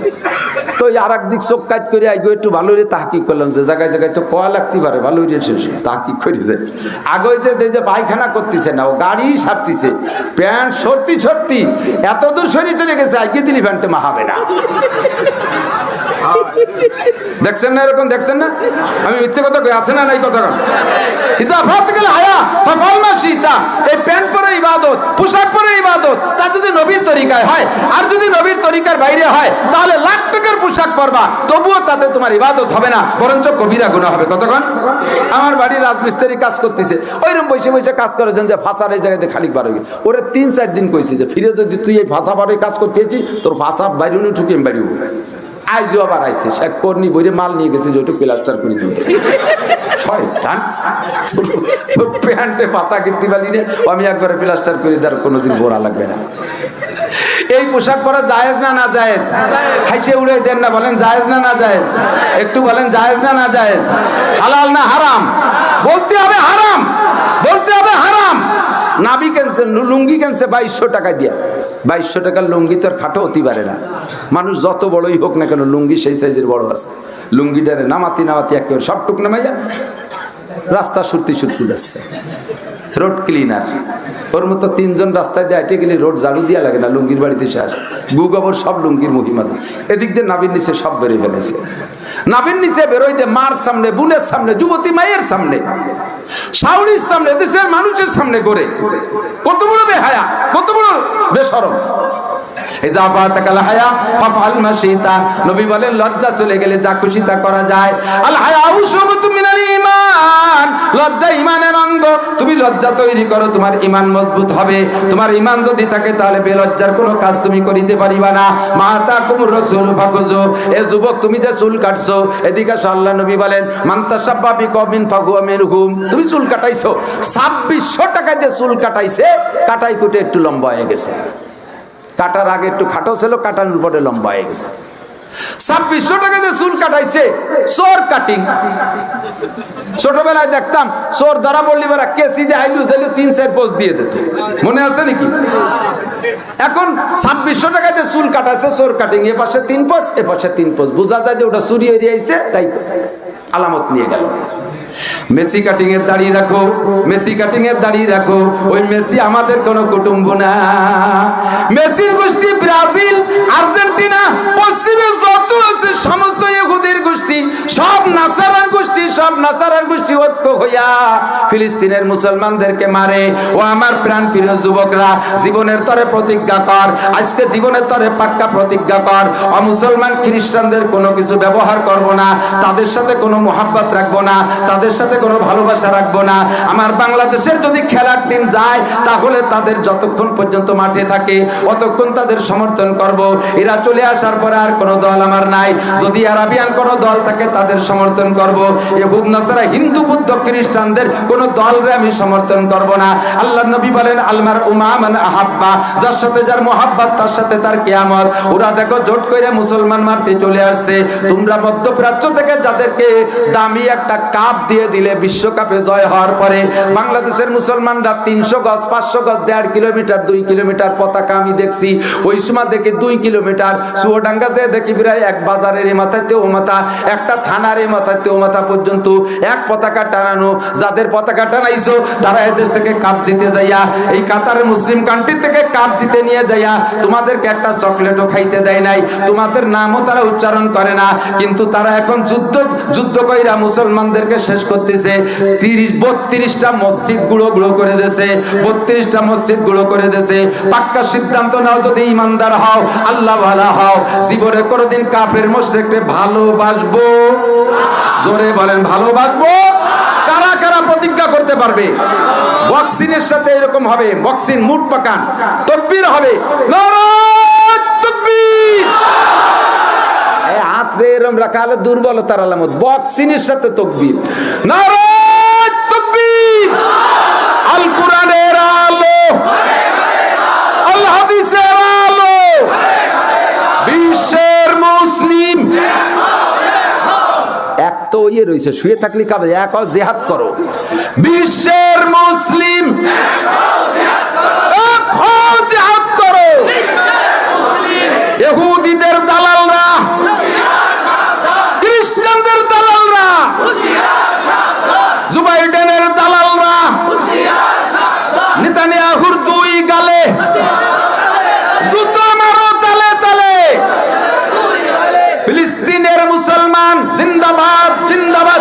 ফিলিস্তিনের মুসলমান বাইতুল মুকদ্দাস বিজয় হোক, বিজয় হোক। বাইতুল মুকদ্দাস, নারায়ে তাকবীর। এখনই ডাক আসবে জিহাদের জন্য, ফিলিস্তিন জাতীয় রেডি, রেডি। মনের থেকে প্রধানমন্ত্রী যদি রাস্তা করে দেয় যাবো, আল্লাহ ডাক দিয়েছে, ডাক আসতেছে, বেশি দেরি নাই, রেডি হয়ে যাও। মুখস্থ কইও না, যার কাছে যা আছে। আমি তো দাওয়াত দিছি ইসরায়েল, তুই পারলি বাংলাদেশে আয়। বিটিরা বটি দেখো ভাই সবাই ফেলাই দেবে, কথা কন না। আমার মা বোনদের কাছে যে শোন, বটিতে নতুন নতুন বটিতে ধার দিচ্ছে, খালি ইসরায়েল কুপাবে, ইহুদি কুপাবে। কেড়ালির বাড়ি তো খায় নাই, কতক্ষণ এদেশের মুসলমানের হাতিয়ার ছিল না, কেড়াইল দিয়ে বড় অস্ত্রওয়ালা এক দলে তাড়াইছে কি তাড়াই নাই? 50 বছর আগে তাড়াইছে কি তাড়াই নাই? তাদের সাথে ওই আমেরিকার দালাল ওই সপ্তম নৌবহর নিয়ে আসতেছিল, ঢুকতে পারলে আমাদের বিজয় দেরি হয়ে যেত, তবে আমাদের বিজয় নিশ্চিত। আল্লাহর রহমত আমাদেরকে করেছে। এটা আমাদের মাত্র ভূখণ্ডের স্বাধীনতার জন্য সেই সময় লড়েছে মুরব্বীরা। আর এটা হলো ইসলামের জিহাদ। ডাইনের বাইতুল মুকাদ্দাসের সম্মান, আমার নবী বাইতুল মুকাদ্দাসে ইমামতি করেছেন। কোন সুবহানাল্লাহ। সুবহানাল্লাযী আসরা বিআবদিহি লাইলাম মিনাল মসজিদিল হারাম ইলাল মসজিদিল আকসা। আজকে ফিলিস্তিনের এক ছোট্ট একটা যুবক, ছোট্ট মানে সবেমাত্র সাবালেগে পদার্পণ করছে বলে মনে হলো, ও আরবিতে বাইতুল মুকাদ্দাস ফিলিস্তিনের সম্মানে সে যে কত বলছে, আমি আশ্চর্য হয়ে গেছি। এই বাইতুল মুকাদ্দাস আদম আলাইহিস সালামের কাবা, বাইতুল মুকাদ্দাস মুসা আলাইহিস সালামের কাবা, বাইতুল মুকাদ্দাস ইব্রাহিম আলাইহিস সালামের কবরস্থান, বাইতুল মুকাদ্দাস ফিলিস্তিন ইব্রাহিম আলাইহিস সালামের কবরস্থান, নূহ আলাইহিস সালাতু ওয়াস সালামের পদচরণ, 2.5 লক্ষ নবী রাসূলের পদচরণ। এই বাইতুল মুকাদ্দাসে আমার নবী মেরাজের রাতে এসেছিলেন। এই বাইতুল মুকাদ্দাস থেকে নবী মেরাজে গিয়েছিলেন। আবার বাইতুল মুকাদ্দাস হয়ে মেরাজ থেকে ঈসা কাবা ঘরে গিয়েছেন। আমার নবী বাইতুল মুকাদ্দাসে 2.5 লক্ষ নবী রাসূলের রূহকে আল্লাহ তাআলা পিছনে উপস্থিত করে দিয়েছে। ওই রাতে আমার নবী সমস্ত নবীদের ইমামতি করেছেন। কোন সুবহানাল্লাহ। বাইতুল মুকাদ্দাসের ইমাম আমার নবী। বিশ্বাস রাখেন, এই অনেকে আছে এর ভিতরে তেল মাখা একটু গা মাখা কই যে আমেরিকার সাথে আল্লাহ তাই বারে না, সাড়ে শয়তান কোথাকার আবালের বেটা আবাল, এর তাই করতে যাবে না কতক্ষণ। আমেরিকার সাথে কিডা বারে, আমার প্রধানমন্ত্রীও ফিলিস্তিনের পক্ষে। কতক্ষণ প্রধানমন্ত্রী বলেছে ফিলিস্তিনের পক্ষে, আগেও ছিলাম এখনো আছি। এই জন্যই শুধু যে বাইতুল মুকাদ্দাস সেখানে তার হেফাজত করিতেই হইবে। আমরা একমত না? বলবেন স্লোগান দিলাম, এদিকে কি হয়, কি ফিলিস্তিন গেছে নাকি? কিচ্ছু হবে না, স্লোগান ওখানে যাবে না। ইসরায়েলের আমাকে স্লোগানে কোনো ক্ষতি হবে না, ফিলিস্তিনের উপকার হবে না, লাভ হবে আমার। ইদানিং বলতেছি কথাটা খুব বেশি। ইব্রাহিম আলাইহিস সালামকে পোড়ানোর জন্য নমরুদ আগুন জ্বালাইছিল, মনে আছে? শুনছেন না, দেখছেন নাকি? শুনতে দেহার চাইতে বেশি ইয়াদ হয়ে গেছে, ঠিক না? কট্টুক আগুন আমাকে 2 চুলোর সমান আগুন হবে না?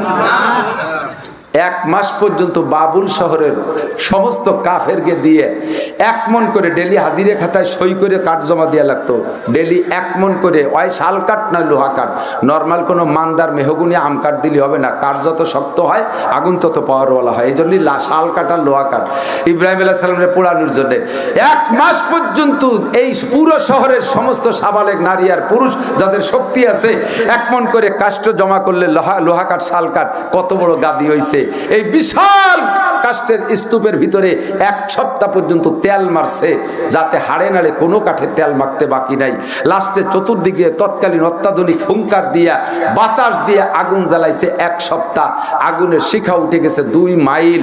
আগুনের ভিতরে ভ্যারাইটি রং, জায়গায় লাল, জায়গায় কালা, জায়গায় হলুদ, জায়গায় নীলবরণ, বিভিন্ন প্রকার জাহান্নামের আগুনের মতো দেখতে ভয় লাগতেছে। এর ভিতরে ইব্রাহিম আলাইহিস সালাতু ওয়াস সালামকে উলাঙ্গা করে ফেলাই দিয়েছে নমরুদ। সেও নিশ্চিত ইব্রাহিম আলাইহিস সালাম পড়ার আগ পর্যন্ত জানতেন না যে আমি এই আগুনের মধ্যে পড়বো না। উনার বিশ্বাস যে এত বড় আগুনের মধ্যে পড়তে যে দেরি, মরতে দেরি নেই, পুড়ে ছাই ভস্ম হয়ে যাব। তবে আমার এই মরণটা হবে শহীদি মরণ। আমি এটা আমার জেহাদ, ইমানি জেহাদ। আমি মরে যাব তবু ইমান ছাড়বো না। কতক্ষণ না কেন? আমি মরে যাব তবু ইহুদিরা সমর্থন করব, আমেরিকানদের সমর্থন করব। আমি পাক্কা সিদ্ধান্ত, নমরুদের আমি খোদা কইতে রাজি না। উনি পড়ে গেছে, কিন্তু আল্লাহ পাকের কুদরতি সিস্টেমে আগুন জান্নাত হয়ে গেছে। জান্নাতের খাট ইব্রাহিমের আলাইহিস সালামের পায়ের নিচে বিছিয়ে দিয়েছে, জান্নাতের জামা গায়ে দিয়ে দিয়েছে, আগুন সরিয়ে চলে গেছে। সবাই তো দেখতেছে না, সবাই তো দূরে। এত বড় আগুনের মধ্যে দেখা যায় নাকি? সবাই মনে করছে ইব্রাহিম শেষ, নমরুদ ফাঁসিতে খুশিতে লাফাইতে দাঁড়িয়ে আছে। আল্লাহ ফেরেশতারা আসমানে স্লোগান দিচ্ছে, ব্যাং এসে কয় কি, আল্লাহ আমি কি একটু এই আগুন নিবানোর ব্যাপারে চেষ্টা করব? আল্লাহ কয় তোমার কি দমকল আছে, ফায়ার সার্ভিস আছে, তুমি এই আগুন নিবে বা কি দিয়ে? কয় যে আল্লাহ আমার কাছে যা আছে আমি তাই দিয়ে চেষ্টা করি, তুমি যদি আমারে বলো এই সাগরের পানি শেষে ফেলবি, আমারে হুকুম দাও, তুই একা ব্যাং এই আরব সাগরের পানি সব ফেলাই দিবি শেষে। এ যদি আমারে অর্ডার করো, আমি পারি না পারি, চেষ্টা তো আমার করতেই হবে। আমি খাইয়ে উপরে ডেলি দিয়ে গেলাম, খাইয়ে উপরে বমিয়ে দিয়ে গেলাম, আস্তে আস্তে চেষ্টা হতে তাহলে তাই একটুক তো পারি, কাহা তা পারো, তাহলে তাই করি, করো কি পারো দেখি কি করতে পারো। ব্যাঙ্গে যাইয়া সাগরেতে পানি খাইয়া পরিমাণ মতো টাইম দেরি করছে, পেটের ভিতরে পানি সব পেশাব হয়ে গেছে। এর এক ব্যাঙের পেটের মধ্যে কত 3-4 মন পেশাব হবে না? ব্যাং তো ব্যাং, অত ধরো কট্টুক হবে, সোয়া তোলা 1 তোলা হতে হয় এই পানি। দূরের থেকে যাইয়া সেরাত করে 3 বার মারিয়ে দিয়েছে। আগুনের দ্বারেও যায়নি, ও আগুনের কাছে যাইতে পারে না, 1 মাইলের মধ্যে কেউ থাকতেই দাঁড়াতে পারে নাই। তাহলে কি ব্যাংকের পেশাব কি জায়গা যায়? ও জায়গা যায়নি, কিন্তু ওই দিক তাক করে মারিয়ে দিয়েছে। পানি পেশাবটুক রাস্তায় পড়িয়ে পানি মাটিতে চুষে খেয়ে বেড়েছে। 3 বার পেশাব করছে। ব্যাঙ্গের পেশাবে ইব্রাহিম আলাইহিস সালামের 1 পয়সার উপকার হয় নাই, নমরুদেরও 1 পয়সার ক্ষতি হয় নাই। ফাঁকে ব্যাঙ্গের পুরস্কার হয়ে গেছে, ব্যাঙ্গের লাভ হয়ে গেছে। আল্লাহ কা ব্যাঙ্গ, তুই আমার ইব্রাহিমের দল সমর্থন করেছিস, আমার ইব্রাহিমের পক্ষে চেষ্টা করেছিস, তোরে আমি 3টে পুরস্কার দিলাম। কোন সুবহানাল্লাহ। 1 নম্বর পুরস্কার, তোর পেশাবে কোনোদিন কম পড়বে না, পেশাবে বরকত দিয়ে দিলাম। এক ব্যাঙ্গের গায়ে রাত্রি 50 বারও যদি লাথি লাগে 50 বারই পেশাব করে। ব্যাঙ্গের গায়ে লাথি লাগলে পেশাব করে না? একই পরিমাণ পেশাব করে। ফাঁকে কি ওর গায়ে, ওর হাতে কি মামপানির বোতল আছে যে পানি ফুটু খেয়ে নেই? ফাঁকে ও কি যে পানি খেয়ে আসে, রাত ভর লাফাবে আর মূর্তি তালে থাকবে। ওর পেশাবে কম পড়ে না। আল্লাহ কা দিসি বরকত, করতে তালে থাক। এত পেশাব করবে রাত ভর যে কয় ব্যাঙ্গের ওজন সে পেশাবি করে ফেলাইছে, তবুও তার পানি খাওয়া লাগে না। 1 নম্বর বরকত, ব্যাঙ্গের লাভ। 2 নম্বর পুরস্কার, আশরাফুল মাখলুকাত মানুষের পেশাবও নাপাক। মানুষের পেশাব, পীর সাহেবের পেশাবও, সদর সাহেবের পেশাবও, সরমুনের পীর সাহেবের পেশাবও। সরমুনের পীর সাহেবের ভক্তরা মনে চুপ করে রয়েছে, এবার করছে আমাকে পীর সাহেবের নাপাক। আরে সাহাবায়ে কিরামদের পেশাবও নাপাক। আব্দুল কাদের জিলানী, মুঈনুদ্দিন চিশতি, নিজামউদ্দিন আউলিয়া, কুতুবউদ্দিন বখতিয়ার কাকি, আবু হানিফা, শাফি, আহমদ মালিক, বুখারী, মুসলিম, তিরমিজি, তাবেঈন, তাবেঈন, সাহাবায়ে কিরাম সমস্ত মানুষের পেশাব নাপাক। ব্যাংরে কইলেন আল্লাহ তোর পেশাব খালি পাক। তুই আমার ইব্রাহিমের দল করছিস, চেষ্টা করছিস, তোর পেশাবে যদি ইব্রাহিমের উপকার হয়নি, দল করছিস, স্লোগান দিছিস, তাই তুই তোর পেশাবে পাক ঘোষণা দিয়ে দিলাম। রাতে ব্যাঙ্গের পেশাবে যদি গায়ে লেগে যায়, কাপড়ই লাগে, ওই অবস্থায় ওযু বানায় নামাজ পড়বেন, কাপড় পাল্টানো লাগবে না, পাও ধোয়া লাগবে না। কন্যা সুবহানাল্লাহ। ইব্রাহিমের লাভ হয় নাই, নমরুদের ক্ষতি হয় নাই, লাভ হয়েছে ব্যাঙ্গের। কথা কন। 3 নম্বর পুরস্কার, অনার্থক যদি কেউ একটা ব্যাঙ মাইরে ফেলে, যেই ব্যাঙ্গে মানুষকে কোনো ক্ষতি করে না, এমন একটা ব্যাঙ যদি কেউ হত্যা করে ফেলো, তাহলে যে পরিমাণ গুনাহ হয়, এই গুনাহ মোচনের জন্য, এই গুনাহ মোচনের জন্য ওই লোকটার কাফফারা হলো একটা খাসি জবাই দিয়ে গরিবের মধ্যে লুটাই দিতে হবে। এই পরিমাণ তার গুনাহ হইছে।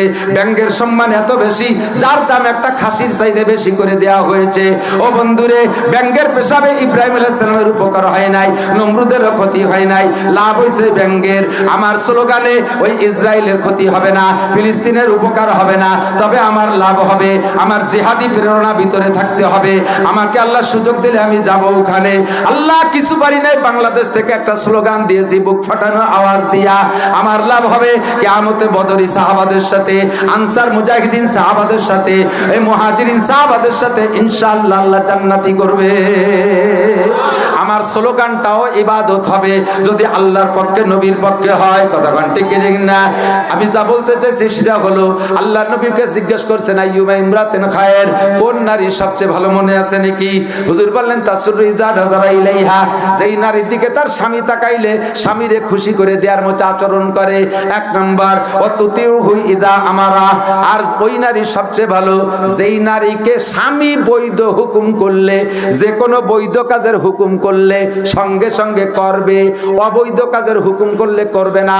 লা তাআতা লি মাখলুকিন ফি মাসিয়াতিল খালিক, আল মানুষকে খুশি কইরা আল্লাহর নাফরমানি করা জায়েজ?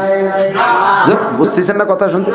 মানুষকে খুশি করে আল্লাহর নাফরমানি করা না জায়েজ? জায়েজ আছে, জায়েজ আছে।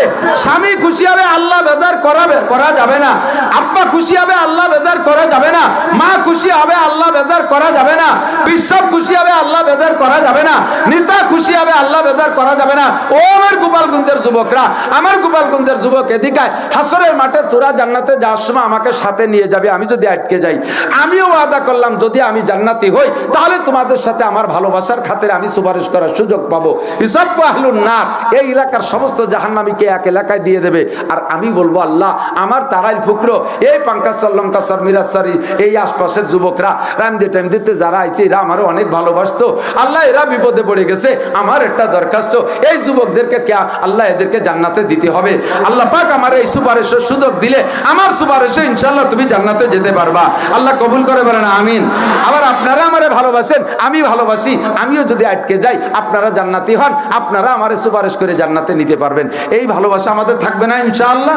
আমি ভালোবাসার টানেই বলছি, কোনো যুবক যেন কিয়ামতে জাহান্নামে না যাও, কোনো যুবক যেন বিপদে পড়ে না যাও, কোনো যুবক যেন দুনিয়ায় বিপদে পড়ে না যাও, আল্লাহর গজবে না পড়ো। এই জন্য পরামর্শ দেই, সর্ব হালাতে যাহা কিছু করব আমি সতর্ক থাকবো। নেতার নাচে নাইসা, নেতার নাচনে নাইসা, নেতার হুকুম পালন করতে যাইয়া আলেম ওলামার সাথে বেয়াদবি করব। জোরে বলেন করব। আমার আমলিগ ভালো লাগে আমি করব, বিএনপি ভালো লাগে করব, তাই বলে আমি আলেম ওলামার সাথে বেয়াদবি করব, ধর্মের সাথে বেয়াদবি করব? আমার যতটুক দরকার ততটুক করব দল, আমি বেয়াদবিটুক করব না, ইসলামের বিপক্ষে কথা বলবো না, আমি কখনো আলেম ওলামার সাথে বেয়াদবি আচরণ করব না। আলেম ওলামার সাথে কিন্তু আল্লাহর সাথে একটা নেটওয়ার্ক আছে, একটা নেটওয়ার্ক আছে। গভীর রাত্রে আল্লাহ পাকের কাছে টেলিফোন করে এরা। ওই আল্লাহর টেলিফোন নাম্বার জানেন নাকি? আল্লাহর বলবো আল্লাহর টেলিফোন নাম্বার? আল্লাহর টেলিফোন নাম্বার মুখস্থ রাখেন, 24434। কত বলেন? আল্লাহর টেলিফোন নাম্বার কত? 24434। 2 ফজরের 2 রিকাত, 4 জোহরের 4 রিকাত, দ্বিতীয় ভোর আসরের 4 রিকাত, 3 মাগরিবের 3 রিকাত, লাস্টের ভোর ইশার 4 রিকাত। 24434, ঠিক আছে তো? এই নেটওয়ার্ক এরা কন্ট্রোল করে চলে, নিয়ন্ত্রণ করে চলে। শেষ রাত্রি যায় এরা আরেকটা টেলিফোন নাম্বার আছে এদের, 12 নম্বরের একটা টেলিফোন আছে। 2-2-6 রাকাত করে বা 6 বইটাকে 12 রিকাত তাহাজ্জুদ পড়ে মালিকের সাথে হটলাইন করে নেয়। অনলাইনে আল্লাহ পাকের কাছে বলে, আল্লাহ দিনের বেলায় এই যুবকরা আমারও বেয়াদবি করছে, আল্লাহ আমারে গালি দিছে, আমারে হেফাজতের হুজুর কইছে, আমারে রাজাকার মৌলবাদ কইছে, আমারে জঙ্গি কইছে। আল্লাহ লাস্টে আমি একটু কথা বললে আমারে বক্সিং দিয়ে দাঁত ভেঙে ফেলাইছে, আমি পারি নাই প্রতিশোধ করতে, প্রতিশোধ নিতে পারি নাই। আল্লাহ তোমার কাছে মামলা দিলাম, তুমি এর বিচারটা করো। আল্লাহ কয় তুই ফজরের নামাজ পড়ে খবর পাবি। ফজরের নামাজ পড়ে খবর পাইছে, এই কু কু করতে করতে একটা অ্যাম্বুলেন্স গেল, কিটা গেল, অমুক গেল। সে কে? গতকালকে বিকেল বেলা যে বেয়াদবি করছিল সে, আল্লাহ তাআলা রাতের বেলায় তারে বোমা মারিয়ে দিয়েছে। পারে পারে? ভয় পাও। ইত্তাকিল ফিরাজ, ইত্তাকি ফিরাসাতাল মুমিন, মুমিনের তীক্ষ্ণ নজরকে ভয় পাও। আমি যা কিছু করি না করি বেয়াদবি করব না, আমি ইসলামকে মেনে চলবো, ধর্মকে আমি মেনে চলবো। আমাদের মূলধন ইসলাম, ইসলাম বিজয় হবেই হবে, নিশ্চিত থাকেন ইনশাআল্লাহ। ফিলিস্তিনের মুসলমানদের এবার বিজয় হবেই হবে, বিশ্বাস আছে? একই আছে? ঠকবে গাজা। আজকের যুদ্ধেই 10টা ট্যাঙ্ক ফেলাই তুই আর ন্যাংটার দল পলাইছে। 10টা ট্যাঙ্ক ফেলাইয়া ইসরায়েলিরা পালাইছে। গাজার মধ্যে 10টা ট্যাঙ্ক নিয়ে ঢুকছে। ফিলিস্তিনের ওই হামাস বাহিনী মাত্র হাতের অস্ত্র, তাদের বিমান না, হাতের অস্ত্র দিয়ে গুলি করে তাড়াই দিয়েছে। 10টা ট্যাঙ্ক ফেলাইতে দৌড়েছে নিয়ে। এভাবেই পালাবে ইনশাআল্লাহ, এভাবেই পালাবে। বিশ্বাস আছে না ইনশাআল্লাহ? দোয়া করবেন তো ইনশাআল্লাহ? ফিলিস্তিনের মুসলমানদের পক্ষে দোয়া করবেন, উলামায়ে কেরামের পক্ষে দোয়া করবেন, ধর্মের ডাকে আসবেন, যা কিছু করেন। এই আমার দিক তাকান, আমাদের এই মাদ্রাসায় ছিলেন হযরত মাওলানা আকেল আলী সাহেব হুজুর রাহমাতুল্লাহ আলাইহি। 5 কায়নের হুজুর বলতাম, শায়েখ হুজুরও বলতাম। আমি হুজুরের কাছে A to Z পড়ছি।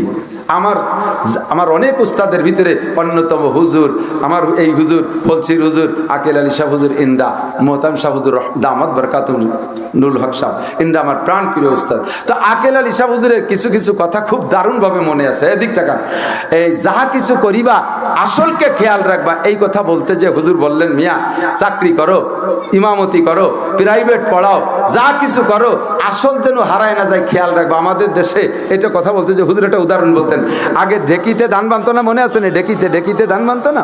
ঢেকিতে ধান বানতে যাইয়া কথা বলি না, ঢেকিতে ধান বানতে 2 জনের ডিউটি, একজনে ঢেকি ফারায় আর একজনে আইলিয়ে দেয়, ঠিক না? আইলিয়ে দিয়ে পরিচর্যা বলে। তো ফারানওয়ালার এক কাজ, খালি ঢেকিরে লাইতে হবে, ওর আর কোনো কাজ নেই, বিরামহীন। আর আইলিয়ে দিয়াল আর 5 কাম। কয় কাম? তবলিগের মহল্লায় কয় কাম? 5 কাম। আর আইলিয়ে দিয়াল আরো 5 কাম।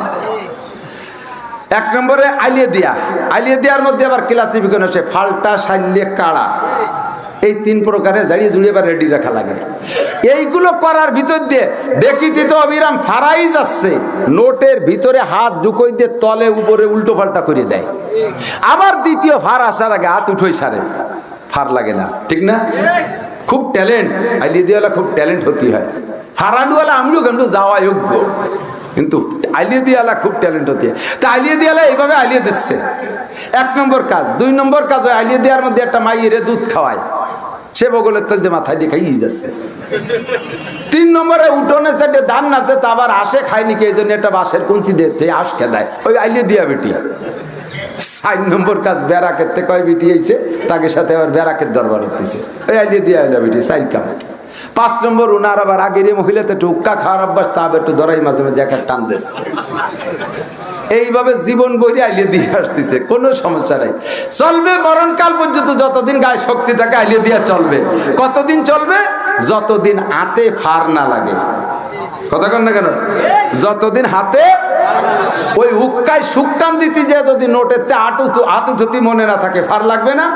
আঙ্গুলির মাথা দুলা সাপের মাথা শেষার মতো যদি শেষিয়ে যায়, তাহলে আর কোনো কাম থাকবে না। হুক্কা খাওয়াও শেষ, আইলিয়ে দেওয়াও শেষ, মাইরে দুধ খাওয়ানো শেষ, হাঁস খেতানো শেষ, বেড়াকের গল্প শেষ, সব শেষ হয়ে যাবে খালি হাতে ফার লাগলে। কতক্ষণ ঠিক না?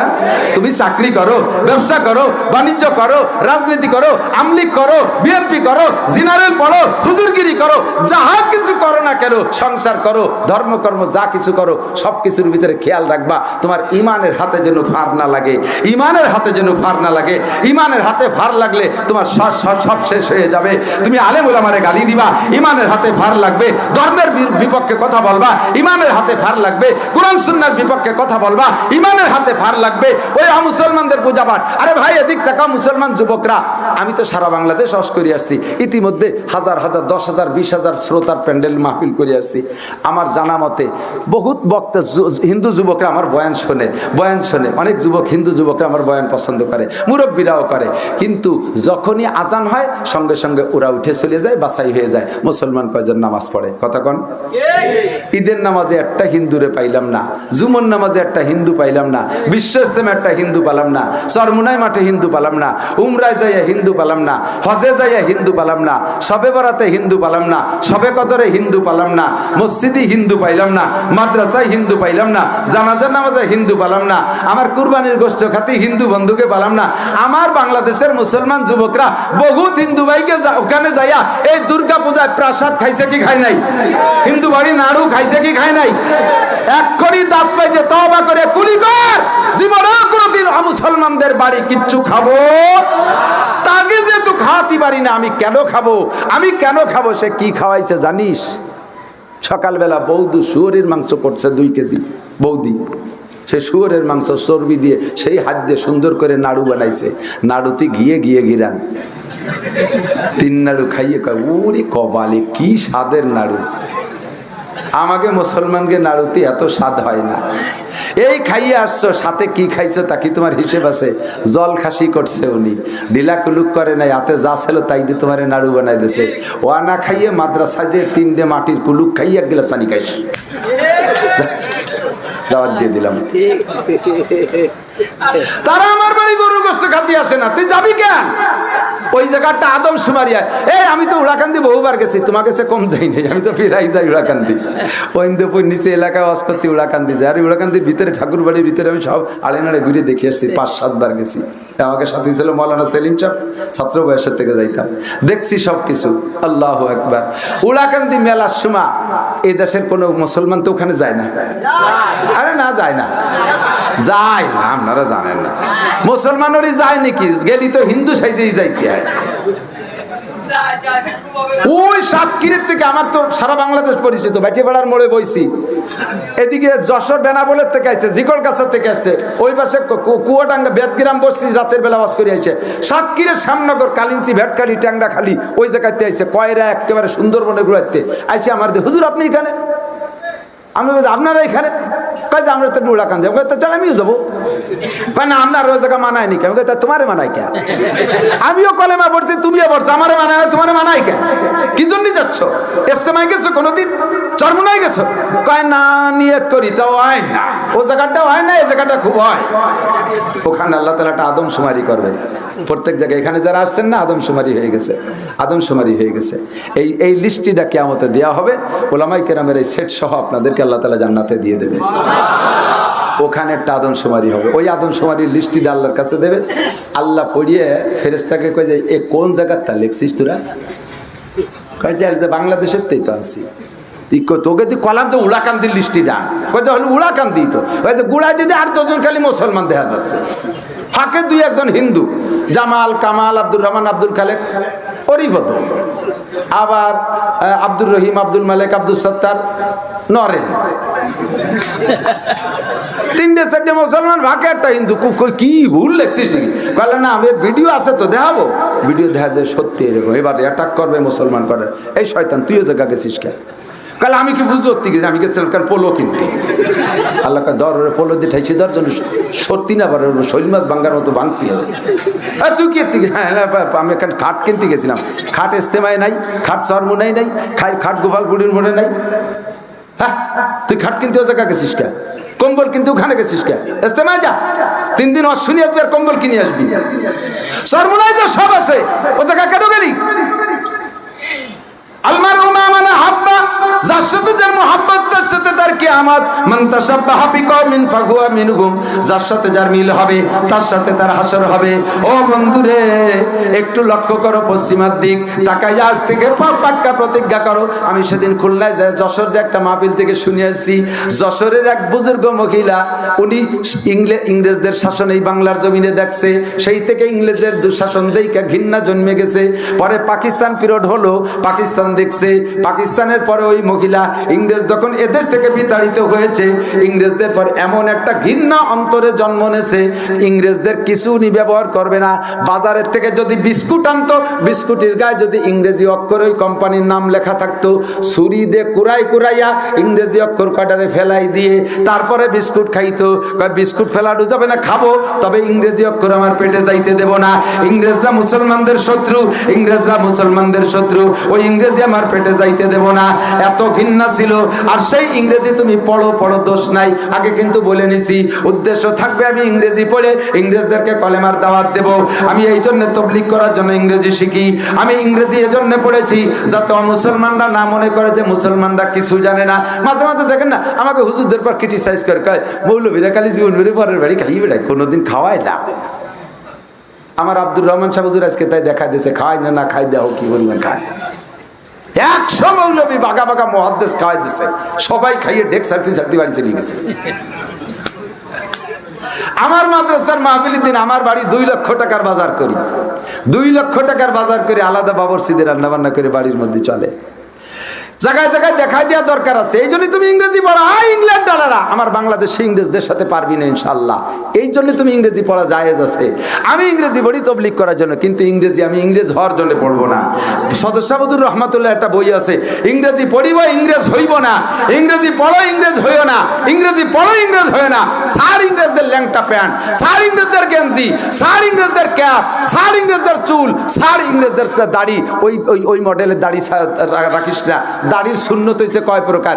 1 নম্বরের সুন্নতে মোহাম্মদী, 2 নম্বরের সুন্নতে মোদি, 1 নম্বরের সুন্নতে মোহাম্মদী, 2 নম্বরের সুন্নতে মোদি, 3 নম্বরের সুন্নতে সৌদি, 4 নম্বরের সুন্নতে ইহুদি। ইহুদি সুন্নত হলো ওই যে মেসি সুন্নত। মেসি কিন্তু দাড়ি দেয়, বগল এসছে দাড়ি ছোট, বগল বড় দাড়ির চাইতে। মেসির সুন্নত ছাড়, মেসির গেঞ্জি ছাড়, পশ্চিমাদের সব ছাড়। মুসলমানদের পোশাকের চাইতে সুন্দর পোশাক হতে পারে? একটু মনের থেকে বলেন তো। আফগানিস্তানদের বর্তমান পার্লামেন্ট দেখছেন? আফগানিস্তানের মৌলবীকে বর্তমান পার্লামেন্টের ছবি দেখেন। পার্লামেন্ট সদস্য খলিফাতুল মুসলিমিন সহ সব পাগড়ি পরা, সুন্নতি পোশাক পরা, জামা পায়জামা পরা বসে রয়েছে। কি সুন্দর, মনে হয় যেন খুলাফায়ে রাশেদা আবু বকর, উমর, উসমান, আলী, তলহা, জুবাইর, বেলাল, আম্মার, সোহাইব, সাহাবায়ে কিরামদের একটা দল বসে রয়েছে। তা দেখলেই পরাণ ভরে যায়, মনে হয় যেন তাদের উপরে আল্লাহর রহমত। আর রহমতের বদৌলতে মাত্র ক্লাসিনকভ আর বন্দুক দিয়ে 42টি শক্তিশালী দেশের ন্যাটো বাহিনী, যার ভিতরে আমেরিকা আছে, যার ভিতরে এই রাশিয়া আছে, চীনও আছে, পশ্চিমারা আছে, সমস্ত ন্যাটো বাহিনীকে মাত্র মোল্লারা বন্দুক দিয়ে গুলিয়ে দিয়ে তাড়াইছে। কি তাড়ানো? 8,000 কোটি মার্কিন ডলারের অস্ত্র ফেলাইতে, পরনের কাপড় ফেলাইতে, অনেকে প্যান্ট পরতে সময় পেনে ল্যাংটা হয়ে বিমানে উঠছে। জুতোর মালা গলায় দিয়ে তাড়াই দিয়েছে মৌলবীরা গুলি করে। এর মধ্যে আল্লাহর রহমত আছে না নাই? আমি সুন্নত মানতে রাজি আছি না? বিবাহ শাদী করবো সুন্নতি তরিকায়। বিবাহ শাদী করবো কোন তরিকায়? কথা কোন তরিকায়? সুন্নতি তরিকা। বিবাহ এদিক যুবকরা যারা বিয়ে করো না সে দিছে সুন্নতি তরিকা হলো বিয়ের কন্ট্রাক্টের সাথে সাথে 2.5-3 লক্ষ টাকা যৌতুক সেট করে নিতে হবে। এটা সুন্নত না? দেন মোহর খালি লেখবা, জীবনও 4 পয়সা দিবা না, তাই না সুন্নত? বাসর রাত্রি মাপ চেয়ে নিছি বউ রহমাতুল্লাহ আলাইহির কাছ থেকে। গাদার বেটা গাদা, বিটা মানুষ হইয়া বিটিকে কাছে মাপ চাই, বুসুম দিয়ে বসে রয়েছে। বৌতি কয় আজকে একটা আনন্দের রাত, তুমি ওরকম মুখ পোড়ায় বসে রয়েছো কেন? কি তোমারও খুশি আমারও খুশি, কত তাবিজ কবজ নীতি নিতে একটা বিয়ে হয়েছে বুড়ো কালে। আলী একবার হুজুরি তাবিজ দিতে দিতে কিনু ব্যথা হয়ে গেছে। সেই বুড়ো কালে একটা বিয়ে হয়েছে, আর এই রাত্রি তুমি মুখ পোড়ায় বসে রয়েছে। ছোটবেলায় স্কুলে যখন পড়তাম, স্কুলিতে আইছি শেষু ভাই রান্নাঘর তো স্বাভাবিক ছিল, একটা কুত্তো আমাকে রান্নাঘরে ডুইয়ে আড়ি টাড়ি মাইরিয়ার কালি কুলিয়ে বার হয়েছিল। মিজাজ গেছে গরমে, কি দিয়েছে বাড়ি উপর টেন না পাইয়ে দিলাম 3 কিল। কুত্তোটা হাই হুই কিছু করলো না, কারণ ও দেখলো যে এই জাতীয় মাইর তো আমি কোনোদিন খাই না। এই আড়ি মারা কুত্তর মতো বাসর রাত্রি মুখ পোড়ায় বসে থাকে। বৌতি কয় তুমি ওরম রয়েছো কা? কয় তোমার 3 লাখ টাকা এই কাবিন রেজিস্টার গাড়ি উঠে দিয়েছে, 3 লাখ টাকা মাথায় থাকতি কিভাবে আমি আর হাসি খুশি আসে, এই টেনশনে আমার কোনো আনন্দ নাই। সেই সময় বৌতি করলে দিলাম মাফ করে ফিসাবিলিল্লাহ, এই কৌশল করে মাফ চাই এনেছে। ওই মাফে মাফ হবে না, বউ ছাড়িয়ে দে, দেশ কোর্ট কাছারিতে কি কয়। সেই সময় যদি কয় যা বউ আমার ওই রাত্রি মাফ করে দিচ্ছে, তোমরা যদিও ছেলেন না তারপরে তো সব কিছু সত্য, আমার মাফ করে দিচ্ছে, এখন তোমরা সেইটা ফিরে দিতি কাউ কেন? ওই তোর ভাষায় তুলে দেবেন টা ফেলা। ওই রাত্রি মাফ কোনো মাফ না, কতক্ষণ? কাজেই এই দেন মোহরের দেনা পরিশোধ না করার নিয়ত করে যারা বিয়ে করে তাদের সারা জীবন ভরে গুনাহ হয়, জিনার গুনাহ হয়, সন্তানের মধ্যে ত্রুটি হয়ে যায়। এই জাতীয় কন্ট্যাক্ট করবে না। সুন্নতি তরিকায় বিয়ে হবে, সুন্নতি তরিকায় দাম্পত্য চলবে, ইনশাআল্লাহ সুখের দাম্পত্য। উভয়কে ছাড় দিয়ে চলতে হবে, তা নাহলে মিলে থাকা যাবে না, তা নাহলে মিলে থাকা যাবে না। আমার যে কাজটা করবো ওইটা সুন্নতি তরিকা, আল্লাহর হুকুম আর নবীর তরিকায় 24 ঘন্টা আমার ইবাদত হবে। আমি কি বুঝাইতে পারছি? গাছের গোড়া ধরাই দিছি, মাত্র সূচনা ধরাই দিছি। ভাববেন জানেন না এমন কোনো কথা নাই, এমন কেউ নাই যে কেউ বলতে পারবে না যে কোনটা জায়েজ আর কোনটা না জায়েজ আমি জানি না। এ কথা মিথ্যে কথা, নিছক মিথ্যে কথা। বিড়ি খালি গুনাহ হয়, তাড়ি খালি গুনাহ হয়, গাঁজা খালি গুনাহ হয়, আব্বা আমার সাথে বেয়াদবি করলে গুনাহ হয় না? নাকি হয়? আব্বার দাড়ি ধরে একটা থাপ্পড় দিলে একটা উমরার সওয়াব, মার চুল ধরে ঘুরলে হজের সওয়াব। কবিরা গুনাহ। জোরে বলেন কি গুনাহ? মরার সময় কলেমা নসিব হবে না, মরার সময় কলেমা নসিব হবে না। কাজেই আমাকে সতর্ক থাকতে হবে। আমার 24টা ঘন্টা আল্লাহ আমারে বানাইছে ইবাদতের জন্য, আমার 24 ঘন্টা যাতে ইবাদতের মধ্যে অতিবাহিত হয়, এভাবে প্রস্তুতি নিয়ে যাবেন ইনশাআল্লাহ। যে কাজ করব সেই কাজ আল্লাহর হুকুম আর নবীর তরিকায়। আল্লাহ পাক আমাদের সবাইকে তৌফিক দান করে। সবাই বলে আমিন। দুরূদ শরীফ পড়ি। আল্লাহুম্মা সাল্লি আলা মুহাম্মাদিন ওয়া আলা আলি সাইয়্যিদিনা মুহাম্মাদি ওয়া বারিক ওয়া সাল্লিম। আমার সাথে একটা দোয়া পড়বেন সবাই। ইসরায়েলের পক্ষে যারা তারা চলে যান, ফিলিস্তিনের পক্ষে যারা তারা বসেন, দোয়া করে যাবেন। ইসরায়েলের পক্ষে যারা যান আস্তে আস্তে যান, দেখতেছি কেরা কেরা যায়, দোয়া করে যাবেন 2-3 মিনিট। একান্ত পেশাব আসলে সে তার ছুটি, মিথ্যে কথা কয়ে ছুটি নেবেন না। আল্লাহুম্মা সাল্লি আলা। একটা দোয়া হবে ভাই ফিলিস্তিনের পক্ষে, ইসরায়েলের বিপক্ষে। আমি মস্ক করে দেবো, বলেন আল্লাহুম্মা ইন্না নাজআলুকা ফি নুহুরিল আদাই ওয়াল জাবাবিরা। আল্লাহুম্মা ইন্না নাজআলুকা ফি নুহুরিহিম ওয়া নাউযু বিকা মিন শুরুরিহিম ওয়া নাউযু বিকা মিন শুরুরিহিম ইয়া হাইয়্যু ইয়া কাইয়্যুম বিরহমাতিকা নাস্তাগীর। বিপদের সময় কাফের মুশরিক জালেমরা অত্যাচার করলে এই দোয়া পড়লে আল্লাহ তাআলা জালেমদেরকে শায়েস্তা করে। খুশি হবেন। একটা বলছি না 10টা ট্যাঙ্ক ফেলাইতে বাঁচছে। আরেকটা খুশির বিষয়, ওরা পানি বন্ধ করে দিয়েছিল গাজায়। আল্লাহ তাআলা একটানা মুষলধারে কয়দিন বৃষ্টি দিয়ে গাজার মুসলমানদের পানি সংকট দূর করে দিয়েছে। বদরের যুদ্ধের মতো না? বদরের যুদ্ধে আবু জাহেলের দল 1000 সৈন্য নিয়ে আটাইলি মাটির পর দাঁড়াইছে। মুসলমানরা আটাইলি মাটি না পাইয়া ধুলোবালির মধ্যে এই হাঁটু পর্যন্ত ডাবিয়ে যেন ফুসফুসে বালি, এর মধ্যে দাঁড়াই কি ওর সাথে যুদ্ধ করে পারা যায়? আল্লাহ পাক রব্বুল আলামিন কায়দা করে ধুমসারটা বৃষ্টি দিয়ে দিছে। বৃষ্টি হলে কোন মাটি কি হয়? কোন দিক বালি জমে শক্ত হয়ে যায়, আঠাইলি মাটি কেদা হয়ে যায়, পাউ দেয় এক জায়গা স্লিপ করে সরি চলে যায় ইসরায়েলের মধ্যে। দুমা মাইর খাইছে, পিছলে চাল্লা বেলা আসার ফাসার খাইয়ে কোপ খাইয়ে শেষ হয়ে গেছে। সেম এই বৃষ্টি আল্লাহ তাআলা গাজার মধ্যে নামাই দিয়ে মুসলমানদেরকে ঠান্ডা করে দিয়েছে, পানির সব জরুরত পূরণ করে দিয়েছে। বলেন আলহামদুলিল্লাহ। সাহায্য একের পর এক আসবে। তবে তবে তবে তবে কথা হলো যে আমরা বলতেছি, অনেকে কয় যে হুজুর তৈরান আবাবিল দিয়ে যেমন আল্লাহ তাআলা কাবাঘরকে হেফাজত করছিলেন, হস্তি বাহিনী ধ্বংস করে দিয়ে, সেই আল্লাহ কয়টা তৈরান আবাবিল পাঠাই দিলিয়ে? আল্লাহ কয় যে সে সময় তো মুসলমান ছিল না, সব কাফের, এই জন্য আমার ঘর পাহারার জন্য তৈরান আবাবিল পাঠাইছি।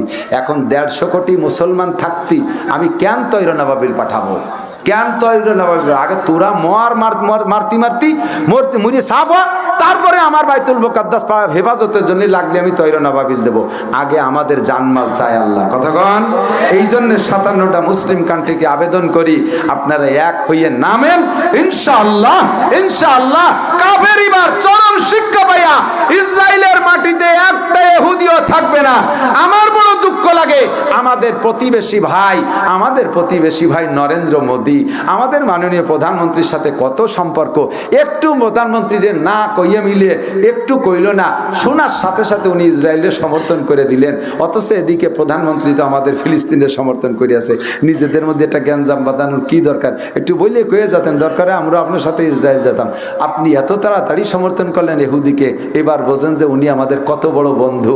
উনি বাংলাদেশে আসলে কয় মণ ইলিশ মাছ দেওয়া উচিত? এবার একটু বুঝে দেখেন, কয় মণ ইলিশ মাছ দেওয়া উচিত? কথা কন, কত ইলিশ দেওয়া উচিত? উনি আমাকে না কয়ে মিলে আমাকে এই সাপের মুহি ফেলাই দিয়ে চলে গেল।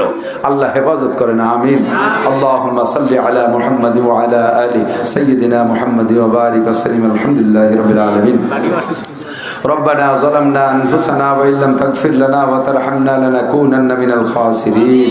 ربنا فاغفر لنا ذنوبنا وكفر عنا سيئاتنا وتوفنا مع الأبرار. اللهم إنا نجعلك في نحور الأعداء والجبابرة. اللهم إنا نجعلك في نحورهم ونعوذ بك من شرورهم.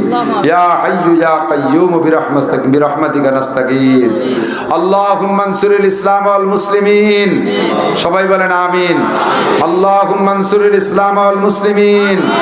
আল্লাহুম্মা আইজ্জিল ইসলাম ওয়াল মুসলিমিন। আল্লাহুম্মা আইয়িদিল ইসলাম ওয়াল মুসলিমিন। ওয়াকদুলিল কাফারাতাল মুবতাদিআত ওয়াল ইয়াহুদ ওয়ান নাসারা ওয়াল মাজুস ওয়াল হুনুদ ওয়াশ শুয়ুঈন। আল্লাহুম্মা জালজিল আকদামাহুম। আল্লাহুম্মা শাত্তিত শামলাহুম। আল্লাহুম্মা মাজ্জিক জামআহুম।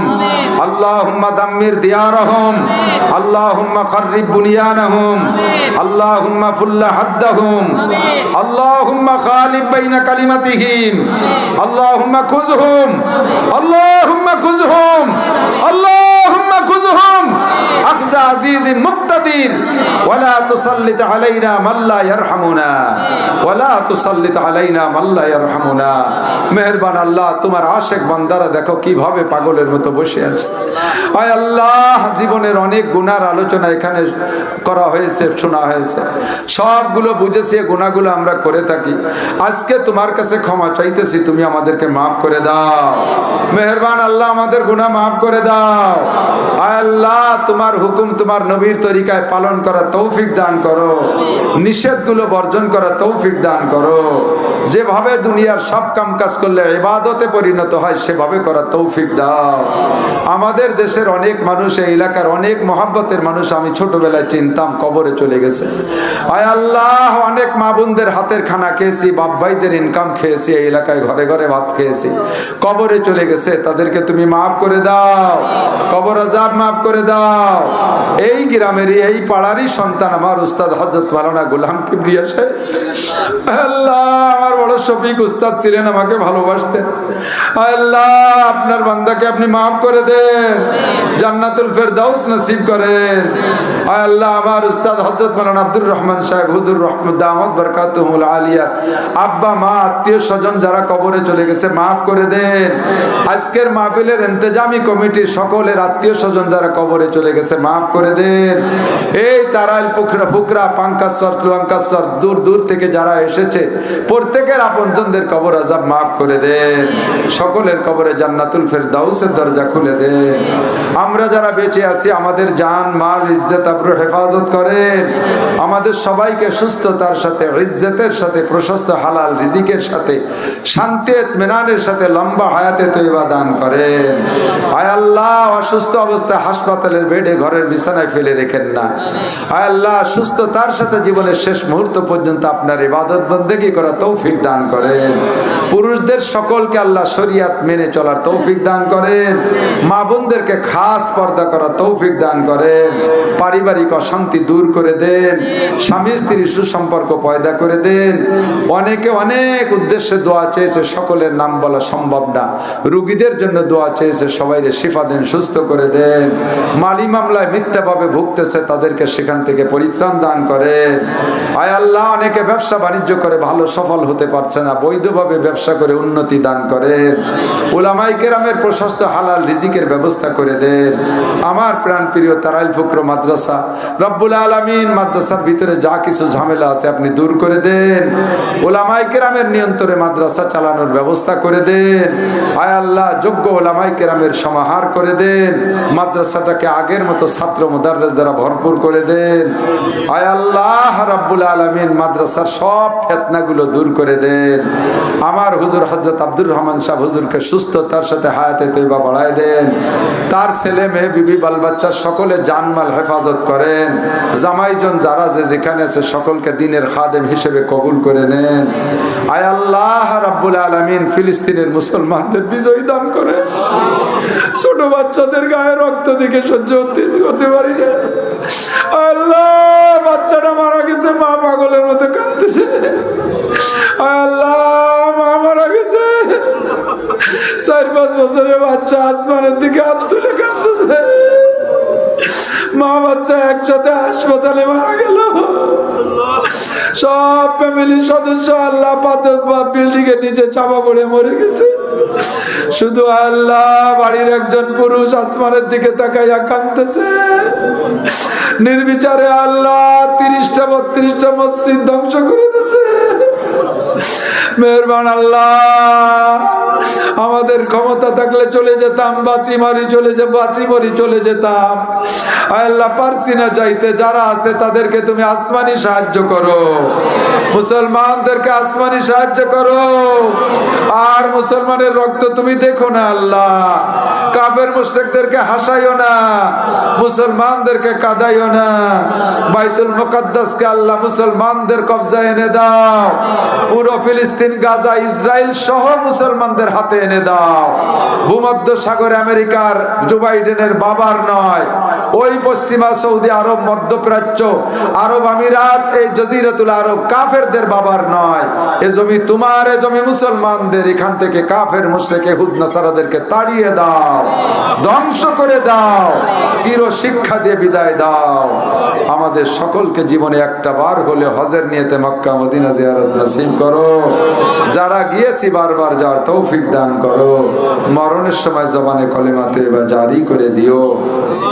সাল্লাল্লাহু তাআলা আলা খায়রি খালকিহি মুহাম্মাদিন ওয়া আলিহি ওয়া আসহাবিহি আজমাইন বিরহমাতিকা ইয়া আরহামার রাহিমিন। আসসালামু আলাইকুম ওয়া রাহমাতুল্লাহ।